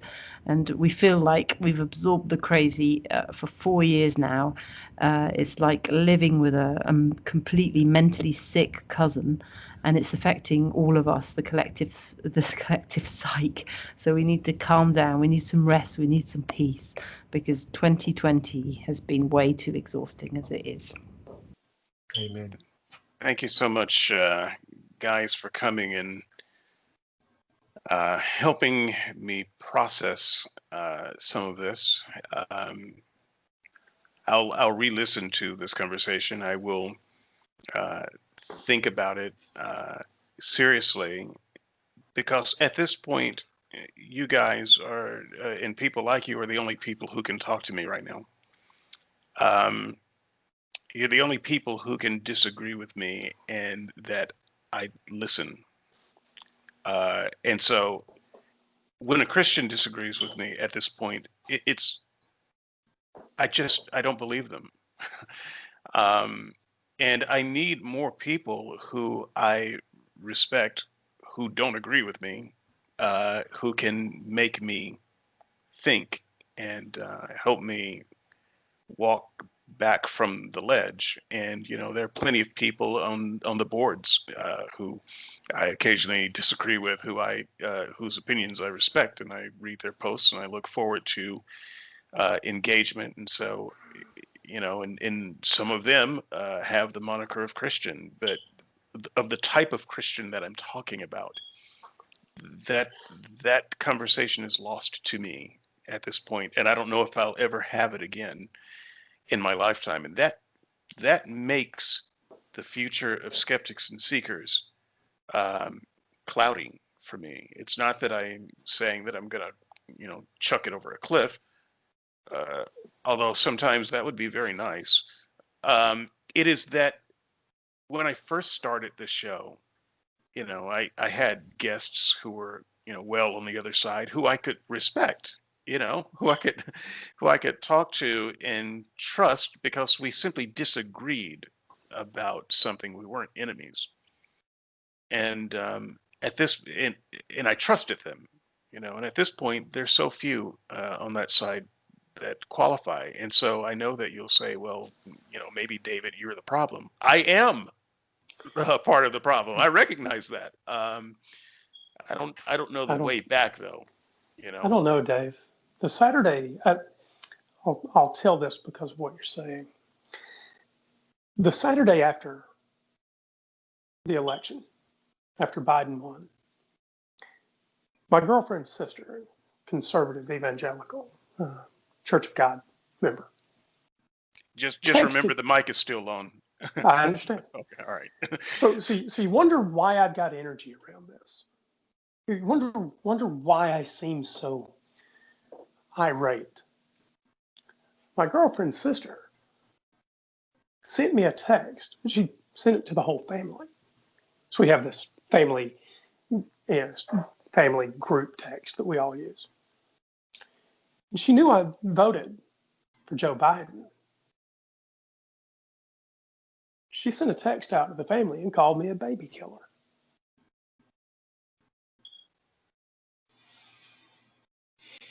Now, how do you expect to come back from the brink when these are the kinds of things that we're willing to do? Yeah. I'm not saying I'm perfect, by the way. I'm not. I'm not suggesting that I haven't done things wrong. But this is where we are. Right. It's so hard to, you see, I mean, Christians have been lying about this for a long time. I'm sorry. I don't even know why I care about what anyone thinks anymore. Christians have been lying about this for a long time because just on the abortion issue alone. So I know that just here at the end of the Wasn't on the podcast, list. bringing up abortion, this is going to most of the comments are going to now be about abortion. Forget about the rest of the show, but that's fine. Yeah. Christians have thought that people who supported abortion were murderers for a long time. All right, that's what they think. They don't just think you're making a decision that I don't agree with. They think you are murderers and you support murders, and they lie and say, "Oh, but we love you." No, they do not. They love you in the way they love a pedophile. They love you in the way they love a Hitler. They love you in a way that they love a cannibal. They don't love you at all because they think that's what you are. And you're sitting there having these polite conversations when the real conversation is you are a fucking murderer who is gonna burn in hell forever, and I can't wait until that happens. That's the real conversation. But that's what she said. She actually said a couple of texts later. But I want you to know, so she couldn't address me directly now. You know, she called me a baby killer. But she does say a couple of texts later, I still love you all. Now, this conversation went on for 102 messages. You've murdered 1 million babies this year, but I love you. Okay. I'm going to stop now, but this is where we are. And I'm just saying, you talked about the future of skeptics and seekers being a little cloudy. There's good reason that it's cloudy. I'm not unique. That's the problem. This is the level of discourse that we have reached. And you have every right to wonder what the future looks like. Now, I actually think we get through it, like I said at the beginning. We get through this. But the magic 8 ball is having a stroke right now. No idea. The signs are cloudy. Ask again later. When I started this show, I was in lockstep with Justin Brierley, a person who wanted better conversations. Right now, what I want are honest conversations. And those aren't going to look like better conversations. They're going to look like nasty rants between people who don't like each other. Because I've got to tell you, I can't stomach what's past for better conversations anymore, because it's just polite lies, and I can't do polite lies anymore.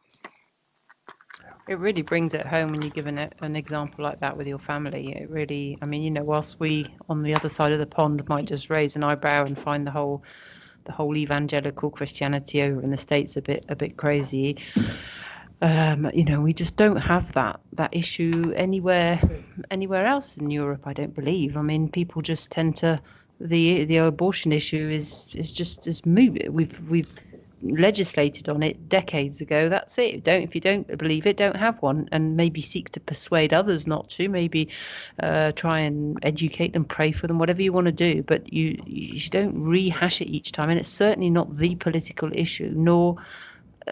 Therefore, why would you? It is really quite distressing to hear that's how bad it is. It got worse. They sent out. We wouldn't have gone. But they sent out Thanksgiving invitations. They, we have a big extended family, 15, 20 people that show up to all the family events. We weren't invited this year. Wow. Because of that, or because of the whole not being Christian generally? Well, so we have never not been invited in the past. In fact, I openly reject prayer. Yes, one of these families. By the way, I love this family.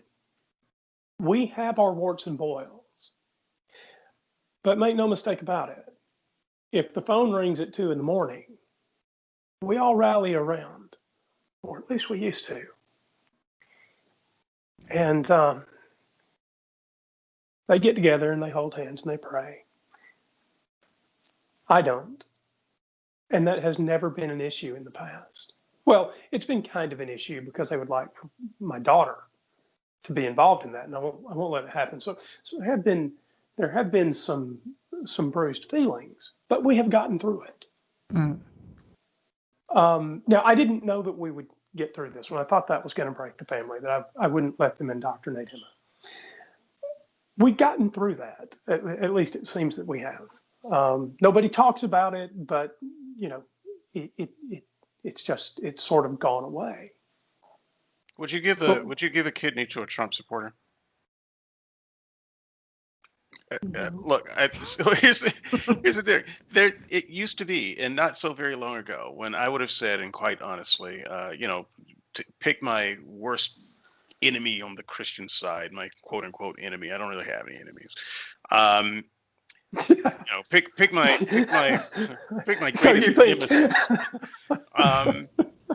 Pick my greatest nemesis. If they needed a kidney and I was a match, I would have given it to them in a moment. Even while we were arguing, I would have still given them a kidney, knowing that they probably wouldn't do the same for me because they think that I'm somehow demon spawned, and that if they gave me a kidney, I would just be they would be advancing the work of the devil. But at this point, I got to tell you, I don't think I would give a kidney to someone who I think is that evolutionarily backward. We're not helping the greater good by having good people die in self-sacrifice to help bad people spread lies. That's reverse evolution. It's devolution, and I don't think I am that person anymore. I think that I would have to. Are you a Trump supporter? Then no, you're not getting my kidney. I honestly have a different set of questions I'd have to ask myself. For me, it probably wouldn't boil down to politics at all, if I'm being honest. I would have to talk to the doctors and say, look, I'm type 2 diabetic. What are the chances that I am going to need that kidney in the future because of reduced kidney function, which quite often happens to type 2 diabetics later on in life? What are the chances that operation contributes to shortening my life and therefore the amount of time that my daughter will have a father, right? I'm 52, right? And so I would wonder about my life and my life in her future, and I would have to weigh those consequences, and it really would not come down to politics. It'd come down to something entirely different. But I get what you're saying. And hey Brian, who would you not give a kidney to? Is this a thing in America where you give each other kidneys at Thanksgiving No. or something? I mean, it's just you're obsessed with giving kidneys. There is, in fact, a sitcom. Don't do it. There's a new sitcom. I didn't know this. Look, this is. There's a new sitcom out where a person needs a transplant, and a long lost friend comes by, and it turns out, oh yeah, well I can donate, and it's all about that. So. This is a thing. It is a kind of a saying. Oh, I would give a kidney to that person. Most people actually wouldn't, but it's kind of one of those tests of friendship and loyalty. Would you give a kidney to that person? I took your question we would seriously, phrase it dude. as, Now you're. Would you have a cup of tea? Would you give him a cup of tea? Yeah. So Brian, who would you not give a kidney to? I'm gonna flip it. I'm gonna flip it around. I would give my kidney to Donald Trump if he would admit that he's lying, concede, and go away from it. You're safe. Fool. He can have the worst of my two kidneys. He would say it and call you a fool as he was wheeled out of the hospital. I would have Teddy draw up the papers. That way they. Oh no. That wouldn't. And Yeah, all that of a wouldn't sudden, help you Brian's either. on dialysis because he doesn't have either kidney left. And, Donald Trump's got one as a spare sitting in a freezer. So no, dude, You'd end up giving a lung away, I think, if you did that. I'm gonna have to stop you from that, Brian. I'm sorry. Wait, I get the love scalpel in my hand. I'm pulling it out as we speak. No. Stop it. Oh, you actually have to take the kidney out yourself. Yes. That is- No anesthesia. Just do it. Get it out. So look, guys, I'm gonna let you go. I'm sorry to the people who continue to listen to this show. Why are you there? Get a life. This thing ended an hour ago. So, yeah, there will be great shows in the future. I am going to hit the big red button at this point, and there will be no editing. And so, if you guys have any regrets, that's tough titty, you penis addicted feminist.